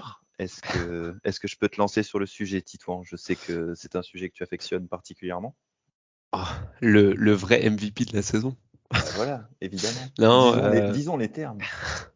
non, alors pour moi c'était une grosse satisfaction défensivement, Sam Hauser, parce que alors c'est pas un lock, c'est pas le meilleur défenseur, mais il fait les efforts et m'a parfois épaté dans sa capacité à rester devant l'attaquant, à limiter la casse, au point que j'ai vu naître en moi un brin d'espoir de le voir gratter quelques minutes en playoff. Donc ça, à voir. Mais ouais, non, défensivement, j'ai été. En fait, on va dire que je m'attendais à pire. Je m'attendais vraiment à un joueur qui allait être ciblé défensivement et qui ne pourrait tout simplement pas rester sur le terrain à cause de ça. Et au final, on l'a vu notamment en début de saison où il a été ciblé justement parce que je pense que les joueurs, les adversaires en face, Sam Hauser n'était pas la priorité dans le scouting report des assistants coach. Et du coup, je pense qu'ils ont tout simplement rapidement vu le joueur sur le terrain et se sont dit, bah écoutez, c'est simple, le meilleur défenseur, théoriquement, ça devrait être Sam Hauser, donc attaquez-le. Et on a vite vu que finalement, il se débrouillait pas si mal que ça. Et ça, pour moi, c'est vraiment la grosse satisfaction parce que offensivement, j'ai pas trop de surprises en fait. Tout simplement parce que la saison que Hauser a fait en attaque, c'est ce à quoi je m'attendais de lui. Donc au final, il a fait exactement ce à quoi je m'attendais. On savait que c'était une gâchette. Il finit la saison à 42% à 3 points sur plus de 4 tentatives. Alors il y a eu des trous d'air dans la saison, notamment en janvier-février, je crois, globalement quand l'équipe allait moins bien. Mais on sait que ça fait partie un peu de ce profil de spécialiste du shoot, l'adresse qui vient, qui part un peu. Mais il a continué à garder confiance en lui et en plus de ça, il a montré qu'il pouvait se rendre utile dans la circulation du ballon en attaque. Il bouge bien, navigue bien dans les défenses. Enfin, c'est pas juste un simple spot-up shooter qu'on laisse dans le corner. Donc ça, c'est positif pour les Celtics pour pouvoir varier leur schéma offensif, mais aussi pour lui pour la suite de sa carrière. Donc non, je suis peut-être pas le plus objectif sur Sam Hauser, mais pour le coup, j'ai trouvé qu'offensivement, il a répondu aux attentes, ni plus ni moins. Et défensivement, je trouve qu'il a même fait un peu mieux que ce à quoi je m'attendais. Ouais, carrément. Alors pardon, je rebondis sur ce que tu disais. Sam Hauser, c'est le 9e joueur dans notre rotation avec quand même plus de 16 minutes de moyenne. Pour toi, il y a peu de chances de le voir jouer en playoff.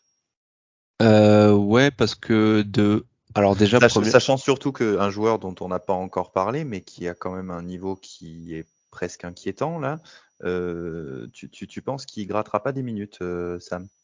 Je pense pas. Alors déjà, bon, si tu fais allusion à Grant Williams, je pense pas parce que je pense vraiment que Grant Williams a déjà ce profil et a prouvé la saison dernière notamment qu'il avait largement sa place dans une équipe de playoff.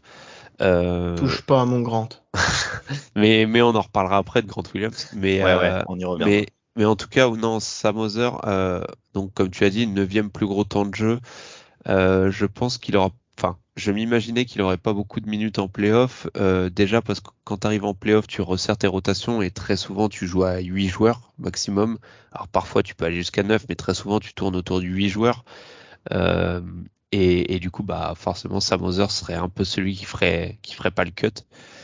Et il y avait aussi cet aspect justement défensif où je me dis, ok, Sam Hauser, spécialiste du shoot, c'est très bien, mais tu vois, un peu à l'instar d'un Duncan Robinson au Heat, on a vu que Duncan Robinson, on l'a vu la saison dernière quand on a joué le Heat, Duncan Robinson, dès qu'il rentrait sur le terrain en playoff, c'était un avantage pour l'équipe adverse en fait, parce qu'il était systématiquement ciblé par les attaquants.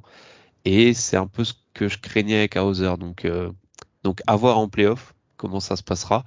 Mais s'il arrive à produire défensivement, à limiter la casse, on va dire défensivement comme il l'a fait en saison régulière, ça voudrait dire qu'on pourrait compter sur 10-12 minutes max de Sam Hauser pour faire souffler un peu Tatum, pour faire souffler un peu Brown. Et ce serait vraiment pas mal. Ouais. Oui, parce que comme tu l'as dit, au niveau, bon après Duncan Robinson, c'est un autre problème, mais c'est vrai que il y a quand même quelques. Bon, comme tu disais, c'est pas le meilleur défenseur de l'équipe, mais il y a des gros efforts. Donc ça peut. Enfin, je sais pas. Oui, c'est vrai que je suis tout à fait d'accord avec ton raisonnement, mais là, avant que tu en parles, moi, je l'imaginais jouer au moins un petit peu, mais bon, après, c'est vrai que ce que tu dis se tient aussi. On continue. Robin, tu veux dire quelque chose ou on continue? Ouais, juste que moi, du coup, j'étais moins haut que Titouan, parce que tout simplement, je le connaissais moins. Et je trouve qu'on souligne pas aussi sa capacité de cut. Je trouve que c'est un très bon cutter, pour le coup. Et dans l'ensemble, un très bon joueur sans ballon. C'est-à-dire qu'il a une capacité aussi à se relocaliser quand il n'est pas servi et tout, qui est vraiment très très bonne.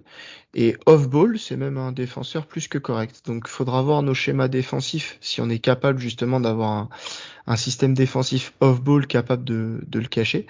Parce que vu quand même que Mazzulla aime le spacing, pour le coup, tu te rends compte que c'est notre gâchette 1 la plus mobile et la plus rapide qu'on ait. Donc je serais pas étonné malgré tout qu'il ait un petit peu de minutes sur certains systèmes où tu sais des fins de possession, de mi-temps, de quart-temps ou de choses comme ça, ou plus si affinité, si on a vraiment des match-up, parce qu'il y a ça aussi, en fonction de qui on rencontrera, etc. hein. Les playoffs, c'est aussi toute une histoire de match-up. Donc j'exclus pas qu'il ait des minutes. De là à dire 16 minutes, ouais, j'y crois moyen.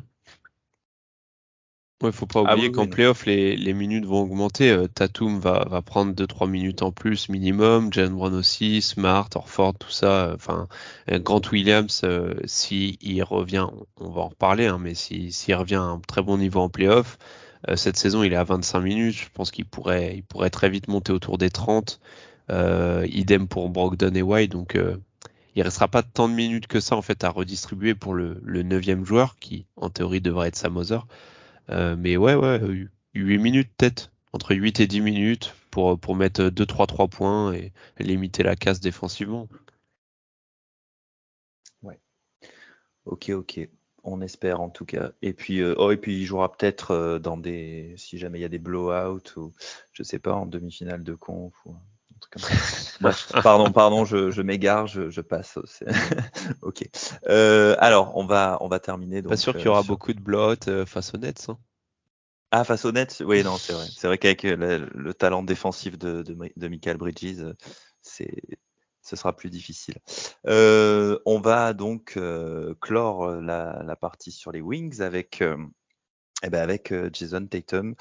Je parlais tout à l'heure du top 10 all-time des Celtics pour le scoring. Lui, cette saison, il s'est fait un petit plaisir. Il a pris la première place, en fait, excusez du peu. 30,1 points de moyenne, donc il devient le meilleur scoreur des Celtics sur une saison all-time. Il est également le meilleur scoreur de toute la NBA. Alors, il faut préciser au nombre de points total inscrits. Il a été dans la course au MVP en début de saison. Il était assez haut. On se doutait bien que ce ne serait pas le cas jusqu'à la fin de la saison. A priori, tout porte à croire qu'il finira 4e. C'est un peu le meilleur des autres, en fait, indiscutable. On ne voit pas qui pourrait lui passer devant, ni comment lui pourrait monter quand il a les trois mastodontes devant lui. Alors, il y a une sorte de paradoxe cette saison. Ça fait des années, je sais pas, je me faisais cette réflexion-là. Ça fait des années qu'on entend les fans des Celtics dire qu'il faudrait que Tatum joue toute la saison comme il a joué après le All-Star Game, parce que en général, c'est la partie de saison où il est le meilleur. Cette saison, il a fait un début de saison absolument extraordinaire. Et pour le coup, le petit coup de mou est arrivé plutôt après le All-Star Game. Mais bon, ça ne l'a pas empêché de faire une saison dingue.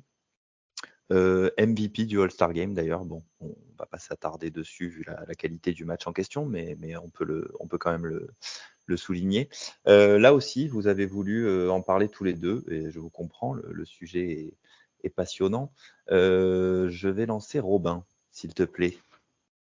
Euh, alors, pour Jason Tatum, ce que je trouve assez incroyable, c'est la faculté qu'il a eue à être, en termes de volume, aussi haut et d'une façon assez différente des années précédentes. C'est-à-dire que toute la saison, il a cherché son pull-up à 3 points, qu'il n'a pas eu, et qui lui permettait sur les années d'avant d'avoir ses coups de chaud et ses performances. Et en fait, là, on est revenu sur un Un Tatum, justement, qui a des standards beaucoup plus stables à mon goût, avec des hausses en termes de lancer franc, une adresse plus haute sur ses finitions au panier. Et du coup, je trouve que sa saison est beaucoup plus solide et tu peux beaucoup plus planifier et projeter pour la suite que sur un simple gars qui a un énorme pull-up jumper, en fait. Et c'est ce qui me fascine justement chez ce mec, c'est qu'en fait, j'ai pas une seule année où j'ai pas vu Jason Tatum progresser. Sauf que bah, quand tu commences à voir le niveau qu'il a, même l'année dernière, progresser sur des niveaux pareils, et bah, c'est compliqué. Et pourtant, le mec le fait. Et il le fait en jouant un nombre de matchs très très important. C'est quelqu'un depuis le début de sa carrière qui a loupé 33 matchs.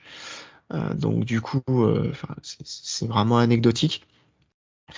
Je suis aussi très content d'avoir un franchise player qui fait pas de frasques, même si des fois on lui reproche d'être un peu plat, et ben reste plat mon gars, c'est très bien comme ça. Et du coup, moi c'est quelqu'un qui me bah, je suis très fier d'avoir un franchise player comme ça parce que en plus c'est quelqu'un qui vit des fois des trucs pas faciles. Il est blessé sur les finales et tout le monde lui tombe un peu dessus en disant qu'il les a loupés, en disant qu'il s'est enfin tout ce qui va avec les franchise players qui perdent en finale. Hein, d'ailleurs, Giannis a eu les mêmes quand il passait pas des tours de playoff, etc., etc. Et puis en fait, tu te rends compte que le mec la saison qui suit, bah il enchaîne et il enchaîne avec une facilité, un sérieux et une progression qui est assez bluffante. On est sur des gens, si ce mec-là avait 28 ans, 29 ans et était dans son prime, ça n'étonnerait personne.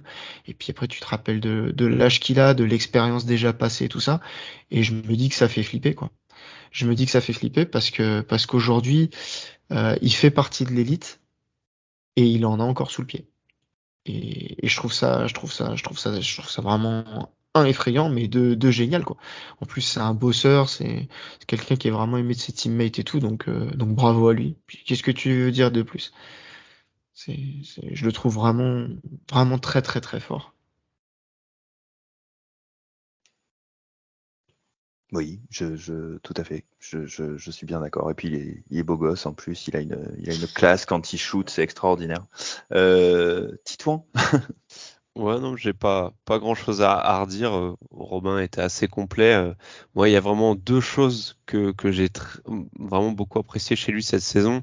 On en parlait en off, c'est son free throw rate, qui est donc son taux de lancer provoqué, qui est monté à 40% quasiment, ce qui est excellent, qui est vraiment la grosse satisfaction pour moi cette saison. Je me souviens, il y a quelques saisons en arrière, on reprochait beaucoup à Tatum de pull-up, de forcer des pull-ups, notamment à mi-distance, d'avoir un jeu un peu à la Kobe. Et je trouve ça bien qu'il ait essayé de justement pas tomber sur ce truc de chercher son pull-up et voir que ça marchait pas et de pas trop forcer, mais plutôt aller chercher ses points sur la ligne. Pour moi, c'est vraiment une marque de maturité et de progrès. Comme a dit Robin, il a sans cesse progressé. Cette saison, on l'a vu un peu moins en playmaking, mais ça fait quand même 2-3 saisons qu'on l'a vu énormément progresser là-dessus. Cette saison un peu moins, mais aussi, bon, c'est aussi dû au fait qu'avec un White qui est intégré complètement, l'arrivée de Brogdon, forcément, on lui a moins demandé de créer pour les autres. Mais ouais, très grosse saison, complète, des deux côtés du terrain. C'est le deuxième point vraiment que j'ai beaucoup apprécié sur Tatum cette saison, c'est sa défense.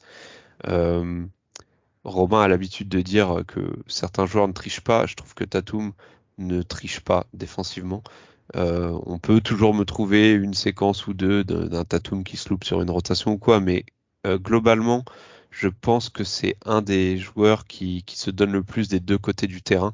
Quand on connaît ses responsabilités offensives, c'est toujours euh, vraiment très impressionnant, je trouve, de voir un joueur se donner autant défensivement. Donc non, je trouve qu'il fait beaucoup d'efforts et en plus il est efficace. Donc ouais, rien à redire moi, pour la saison de Tatum. C'est pour moi, je pense, et je pense pas qu'il y ait beaucoup de débat là-dessus, mais clairement le meilleur joueur, bon, le meilleur joueur de notre équipe certes, mais celui qui fait la plus grosse saison. Il y a très peu très peu de points négatifs à relever sur la saison de Tatum. Ce que je trouve intéressant en plus, c'est qu'on sent que c'est quelqu'un qui étudie le jeu.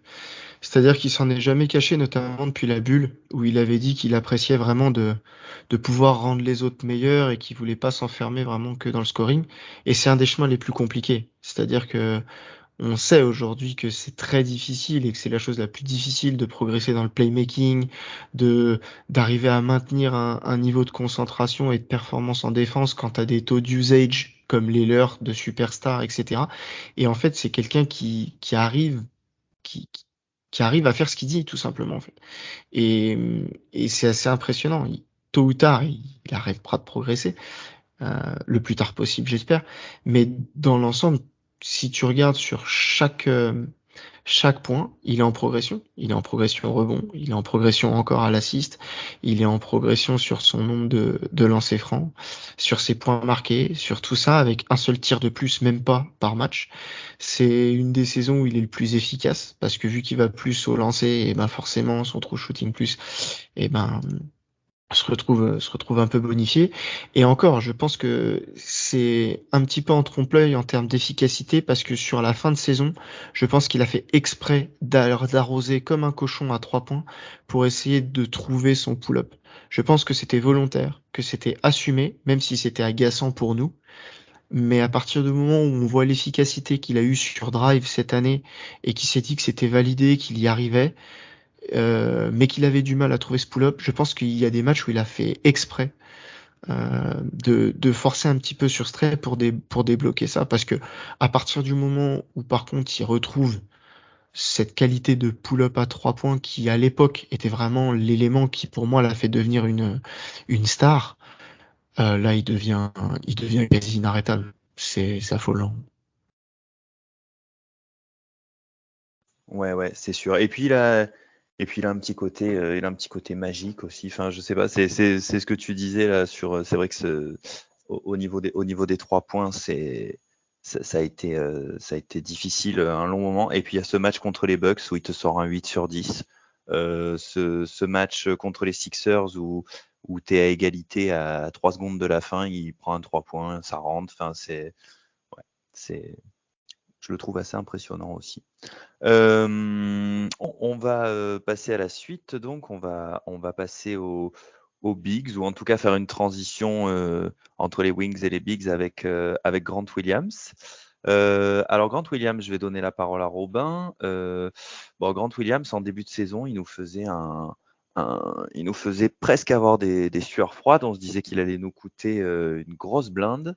Et puis là, depuis quelques matchs, c'est pas vraiment ça. Alors bon, comme vous le disiez tout à l'heure, et j'espère que ce sera le cas, on attend beaucoup de lui en playoff. C'est un compartiment du jeu où il a rarement déçu. L'année dernière, il a été très très fort, notamment en défense contre Giannis, pour ne citer que ça.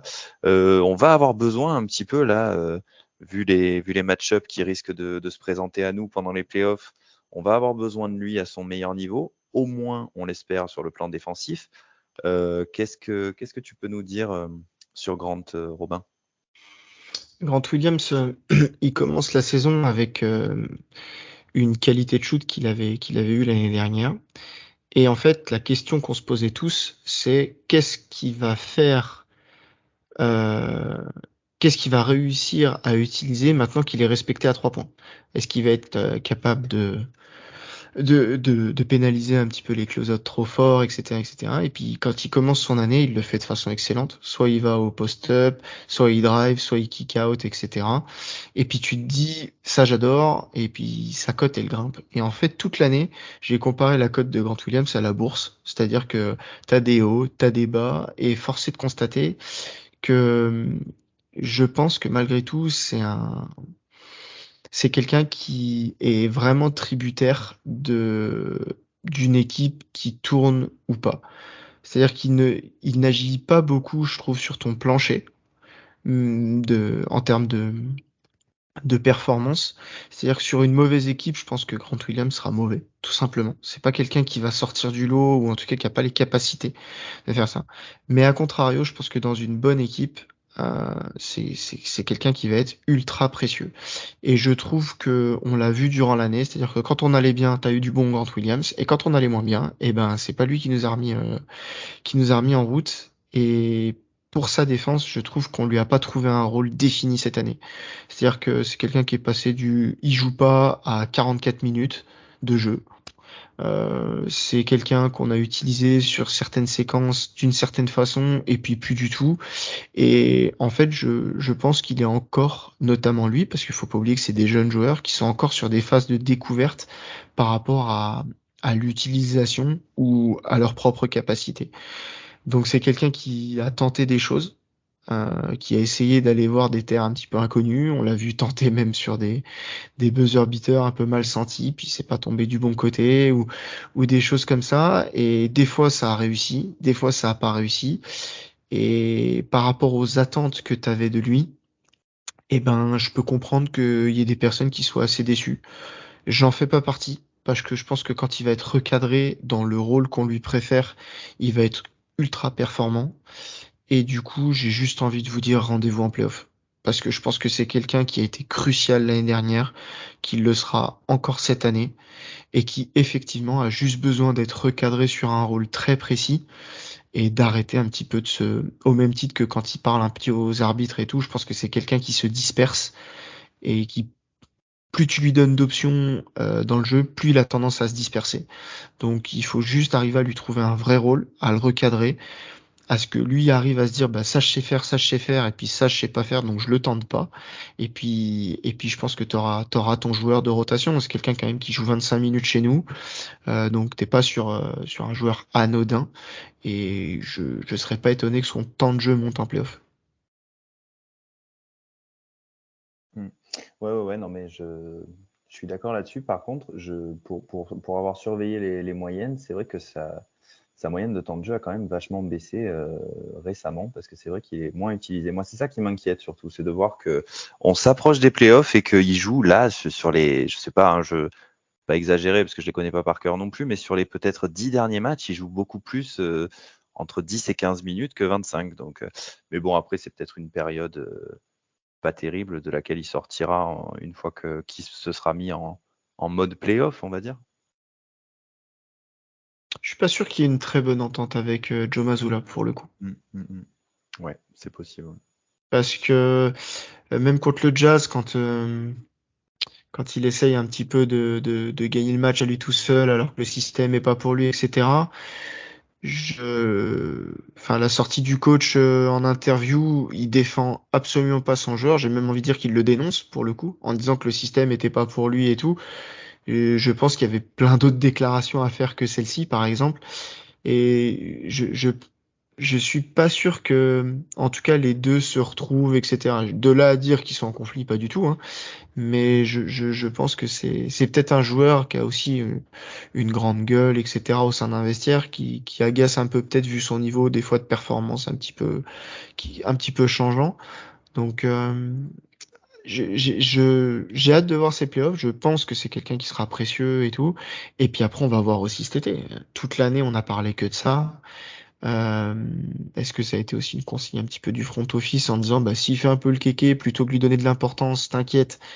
Euh, Nous, on va l'utiliser en playoff comme il faut. Et puis, bon, bah, c'est aussi une deuxième partie de saison qui a eu tendance à baisser aussi sa valeur. Peut-être aussi la valeur que les autres équipes lui donnent. Donc, je sais pas trop. C'est aussi des années qui sont compliquées pour des joueurs. Faut pas l'oublier, hein. Des contractières, il y a des gens qui se subliment, il y a des gens qui s'effondrent, il y a des gens qui savent pas où ils habitent. Surtout pour des jeunes joueurs. Donc, bon. C'est à voir. Mais en tout cas, je suis persuadé que sur un rôle défini, c'est un joueur précieux. Il l'a montré et j'espère qu'il le montrera encore. Ouais. Vivement les playoffs pour voir ce que ça donne. On enchaîne avec un qu'on devrait pour le coup peut-être pas trop voir en playoff, mais on va quand même en dire un mot. Mike Muscala, arrivé à la deadline. Titouan, du coup, est-ce que tu vas en dire un mot? Ouais, il est arrivé tout simplement pour ajouter de la profondeur et faire souffler un peu nos intérieurs, voire nos ailiers quand on jouait parfois Mazzulla pardon a mis des line-up assez grandes.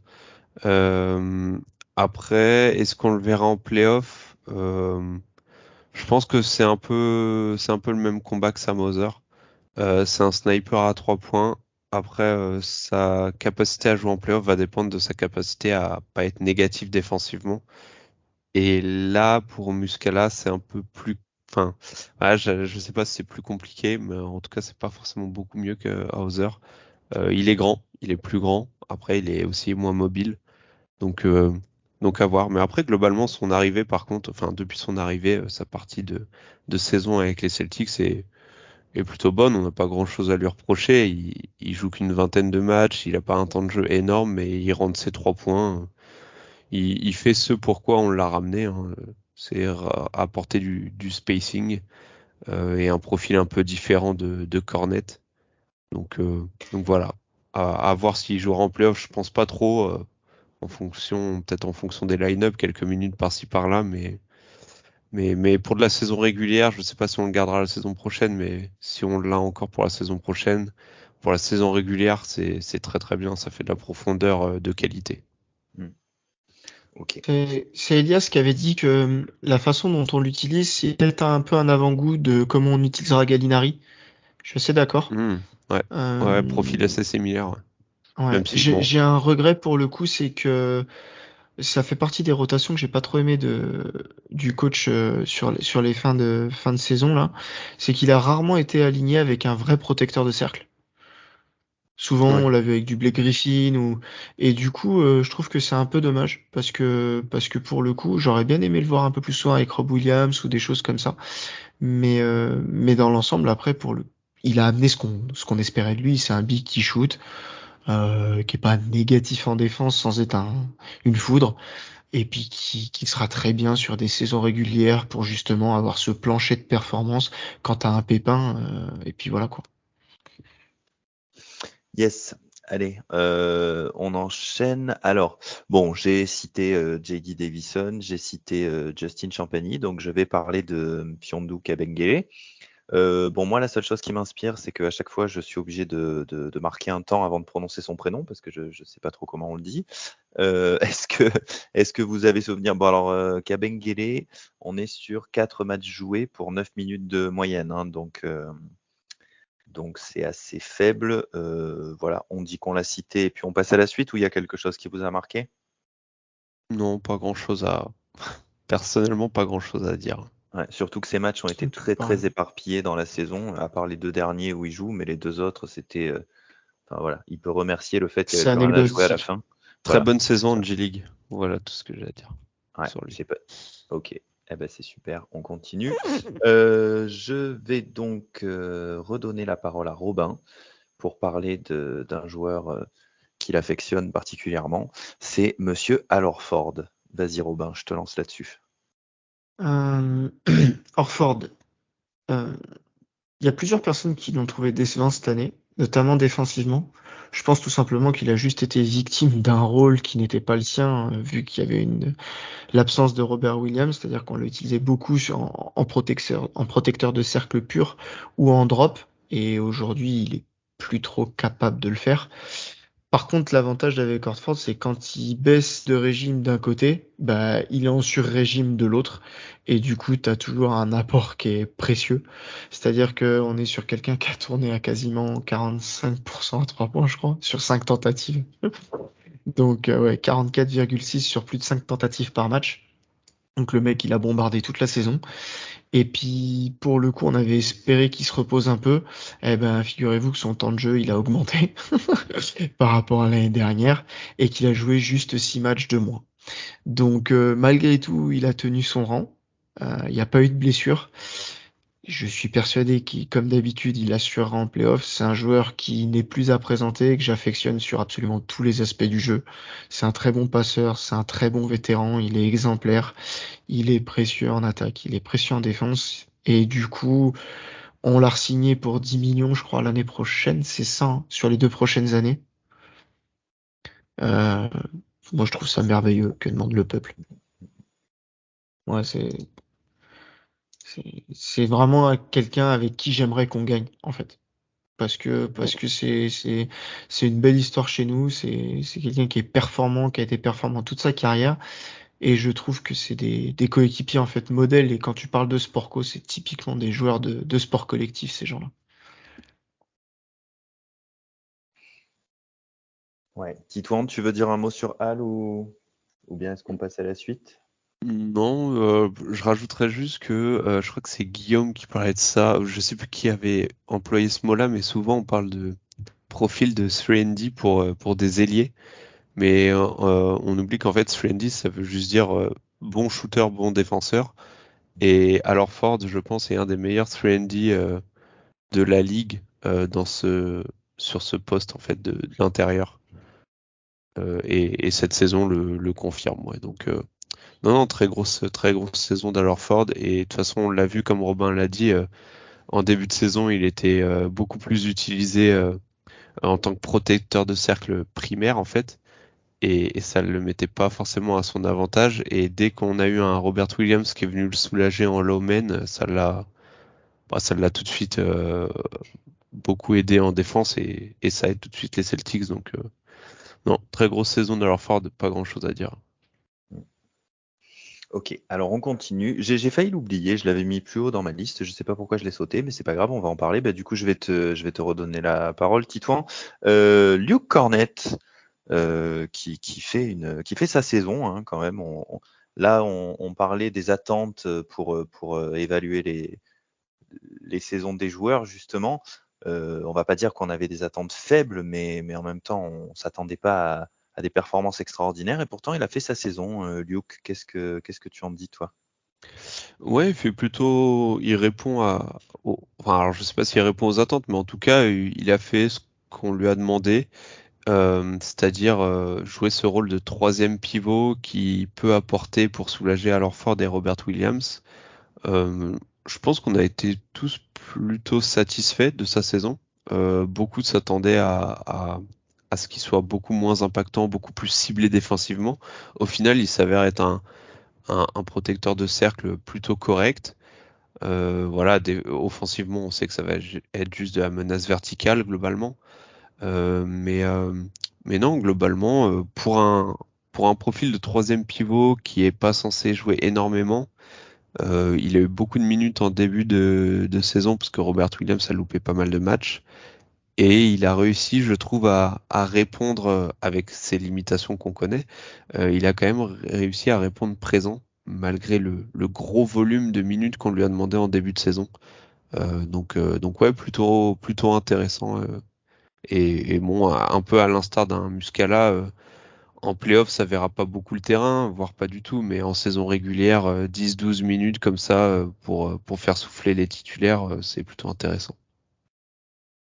Ouais. Du coup, transition toute faite quand on parle des pivots troisième, quatrième qui devaient pas trop jouer et qui du coup ont eu quand même pas mal de temps de jeu. Lui, c'est peut-être celui qui nous a fait le plus nous poser de questions juste avant la saison quand on l'a signé suite à la blessure de Rob Williams. C'est Blake Griffin. Blake Griffin, on savait pas quoi en attendre. Bon, encore une fois, on peut pas dire qu'il fait une saison merveilleuse, mais il a quand même vachement assuré dans le rôle qu'on lui a donné. Moi, j'ai été surpris de voir que même il a été mis sur Embiid pour quelques minutes parce que c'est sûr que le physique suit plus, mais il a quand même toujours cette présence et puis cette force de caractère. Il se donne quoi. Il a ce hustle qui est assez extraordinaire. Sans aller jusqu'à dire que c'est merveilleux, c'est quand même plutôt positif, non, Blake Griffin cette saison chez nous? Ah ouais, moi je trouve que c'est très positif. Je suis même, je pense qu'on va le voir des fois quelques moments en playoff. Pour la simple et bonne raison que je pense que c'est quelqu'un qui peut créer des momentum. Parce qu'il se jette sur une balle, parce qu'il va proposer un passage en force, parce qu'il va aller mettre un coup de coude à un mec pour lui faire péter les plombs, lui faire prendre une faute, ou des trucs comme ça. C'est un mec qui a épousé son rôle de vétéran à la perfection, on en a parlé toute l'année. Il a les checks avec ses coéquipiers les plus stylés de la ligue. C'est terrible, faut les regarder, mais c'est un fou malade. Et du coup, je pense qu'en plus, il s'éclate, ça se voit. Ça se voit qu'il s'éclate et qu'il a vraiment épousé ce rôle à la perfection. Et du coup, en plus, vu qu'il était plutôt performant, ça a permis de laisser des cornettes et tout en sortie de banc. Et il a embrassé le rôle de titulaire en cas d'absence de nos titus habituels. Et Et force est de constater que dans l'ensemble, il a été plutôt bon. Donc bravo à lui. Et puis des vétérans comme ça, on en redemande, quoi. C'est tout. Après, de là à dire qu'il aura beaucoup, beaucoup de minutes, non. Mais je serais pas étonné que sur certains momentum, tu vois le pointer le bout de son nez. Ouais, mais je suis assez d'accord. Et puis comme tu dis, je pense que c'est un mec qui est vraiment apprécié parce que je regardais là du coup justement le match contre les Hawks où il joue 5 minutes, mais pareil, il démarre le match et il joue juste 5 minutes avant de sortir. Il plante un 3 points, t'as la caméra sur le banc, Tatum est debout, tout le monde lui fait signe, tout le monde lui sourit. Enfin, je pense que c'est vraiment enfin, je pense que comme tu dis, qu'il s'est vraiment bien intégré dans le vestiaire, qu'il est pote avec tout le monde et que ça doit être un mec super sympa en plus. Ouais, carrément. Moi, je m'attendais pas à ce qu'il s'intègre aussi bien et tout. Et du coup, trop, trop cool. Bonne pioche. Et puis alors, bon après, moi, je j'ai pas connu les grandes années de Blake Griffin parce que je ne regarde pas la NBA depuis suffisamment longtemps, mais c'est pas un joueur que j'appréciais particulièrement. Et là, cette saison, parfait quoi. Ok, ok. Eh ben j'allais dire on va déjà terminer. Non, pas déjà parce que ça fait un petit peu long. Mais on va arriver à notre dernier joueur. C'est Rob Williams et Rob Williams. Donc justement, comme on en parlait, euh, saison difficile à jauger dans la mesure où il n'a joué que 35 matchs. Il est revenu un petit peu doucement, en dents de scie, il n'était pas titulaire, on savait pas trop. Il avait pris du poids, il donne l'impression d'avoir pris de la masse, mais est-ce qu'il est plus musclé, est-ce qu'il est plus costaud, est-ce qu'il est plus lourd aussi? Il donnait un peu l'impression d'être un peu pâteau, de pas être très à l'aise. Il a retrouvé une place de titulaire pendant quelques temps, et puis finalement, il en est revenu, hein. Il n'a joué que 20 matchs titulaires sur les 35, sachant que même dans les derniers, il n'était plus titulaire. Euh, du coup, la bonne nouvelle, c'est qu'apparemment, il est en bonne santé. En tout cas, bon, il y a eu beaucoup de management au niveau de la blessure au genou, etc.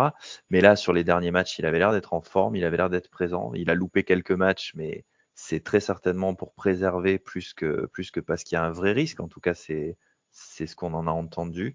Du coup, Rob Williams, Titouan, je vais te lancer sur Rob. Ouais, alors pour moi, il fait du Robert Williams dans le texte. Quand il est là, il fait passer Boston d'une défense top 10 à une défense top 3. Le problème, c'est qu'il est pas souvent là. Comme tu l'as dit, encore, enfin, seulement 35 matchs joués cette saison. Après, on le sait, enfin, on le savait déjà au début de la saison régulière et on le sait même maintenant. Le plus important, c'est de l'avoir en forme pour les playoffs.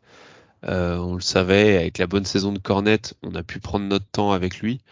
Mais c'est vrai qu'on commence, enfin personnellement, je commence à me demander si on aura un jour un Robert Williams qui nous fait 65-70 matchs en saison régulière. Euh, Après, on peut se demander aussi si on en a vraiment besoin, en fait, d'avoir un Robert Williams qui fait 70 matchs en saison régulière. Je pense qu'on n'en a pas forcément besoin, mais dans ce cas-là, il faudrait trouver de la profondeur de talent dans la raquette pour le futur proche. Mais bon, ça c'est un autre débat.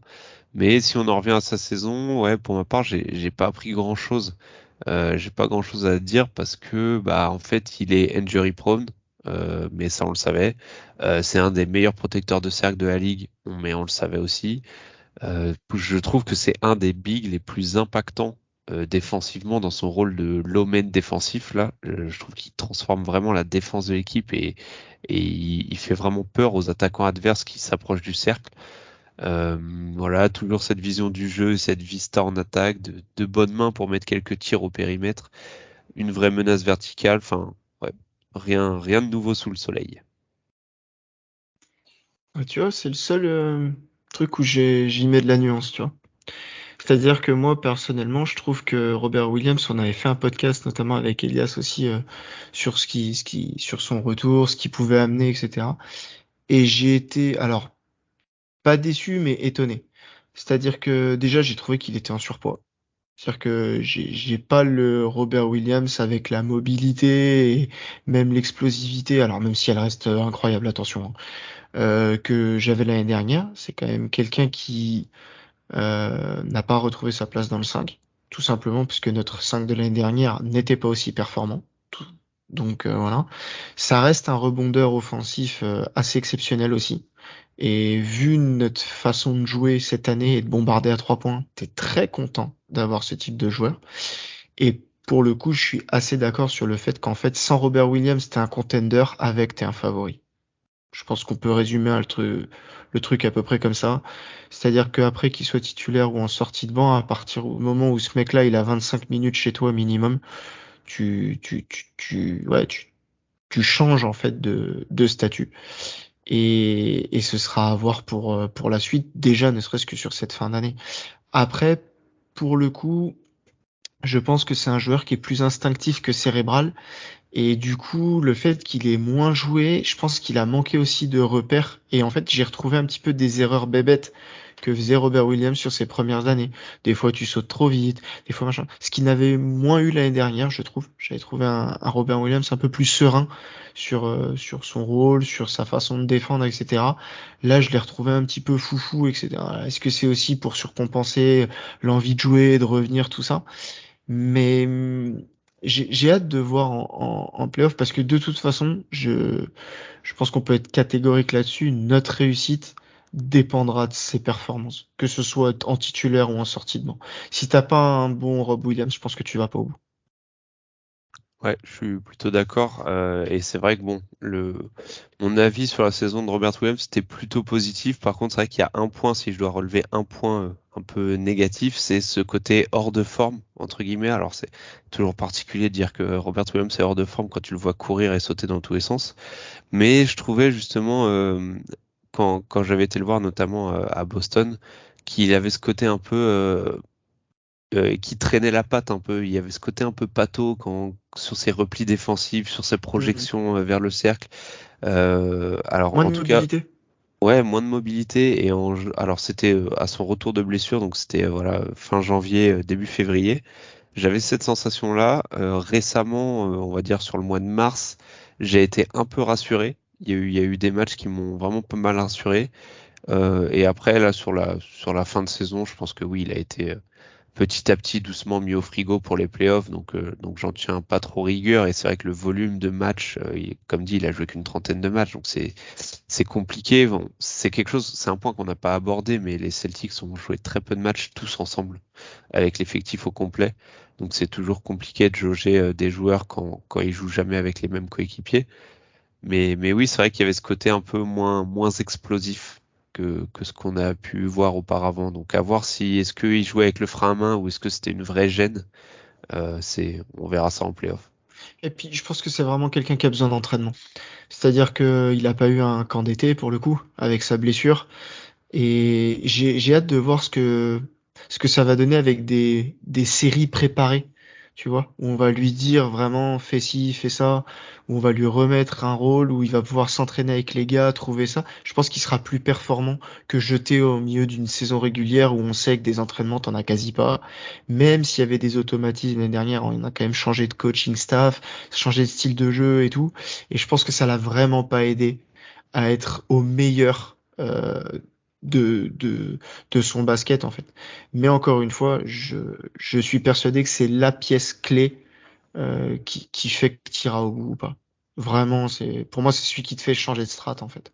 Mm. Totalement, ouais. Ouais. Et puis c'est sûr qu'avec les oppositions qui devraient se présenter à nous, En plus, entre du Embiid et du Giannis derrière, si tout va bien, et si on arrive jusque-là, bien évidemment, c'est vrai en que ce termes serait, de match-up, ouais. ouais, ce serait pas trop d'avoir un bon Rob Williams en santé et en pleine possession de ses moyens.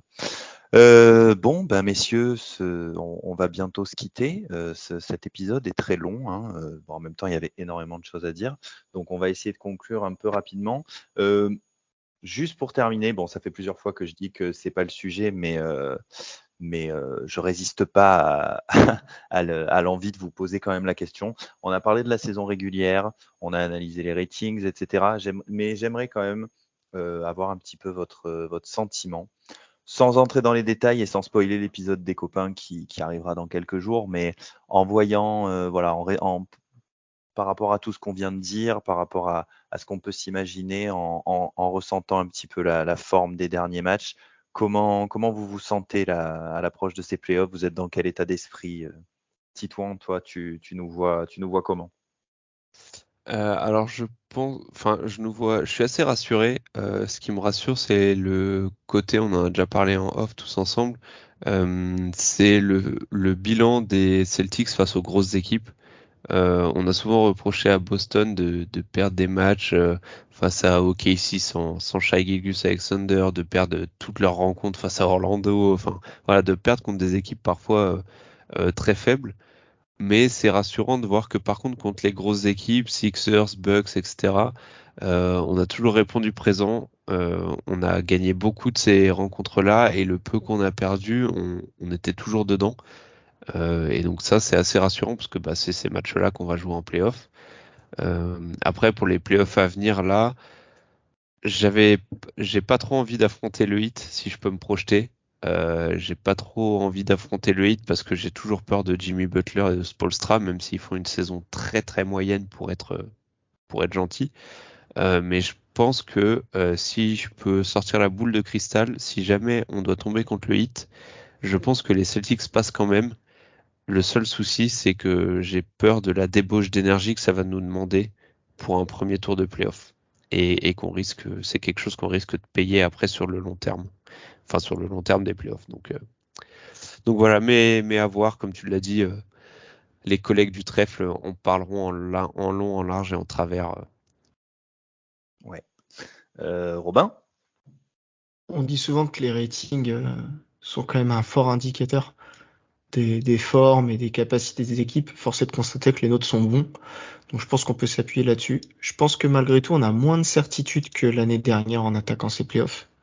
Mais les teams à côté, pareil aussi. C'est une année, je pense, à upset aussi. Donc il faudra faire attention. On est un client sérieux. Tout le monde le sait. Nous aussi. Affaire à suivre. Je laisserai les copains en parler. Ouais, eh ben les copains, ils vous en parleront donc normalement jeudi ou vendredi, donc on va laisser passer quelques jours. Alors, du coup, nous on enregistre lundi soir, ça veut dire que cet épisode sera disponible mardi. Donc début de réponse à la question qu'on se pose, hein, dès ce soir, du coup, si vous écoutez le podcast dès sa publication, avec le match entre les Hawks et le Heat, qui nous donnera donc la réponse à la question qu'on se pose tous. Bon, même si c'est vrai que, comme le disait Titouan, on serait quand même assez surpris que ce soit pas le Heat qui sorte vainqueur de ce premier match de play-in, mais bon, on n'est pas à l'abri d'une surprise qui du coup effectivement serait plutôt bonne pour nous. Voilà, il me reste à vous remercier si vous nous avez écoutés jusqu'au bout, à vous souhaiter un bon début de play-off. Nous, on vous retrouvera très certainement pour la review de la première série, en espérant qu'on aura des belles choses à vous raconter.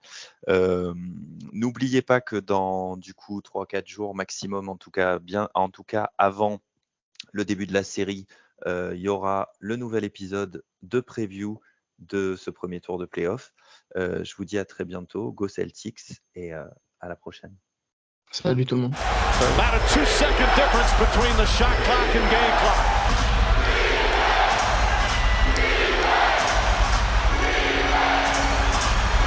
Thomas on the drive, pull-up jumper, it's good! Isaiah Thomas gives the Celtics the lead with 2.4 remaining. 13 fourth quarter points. And Atlanta calls their final timeout. So many big shots for both teams, Jeff, down the stretch.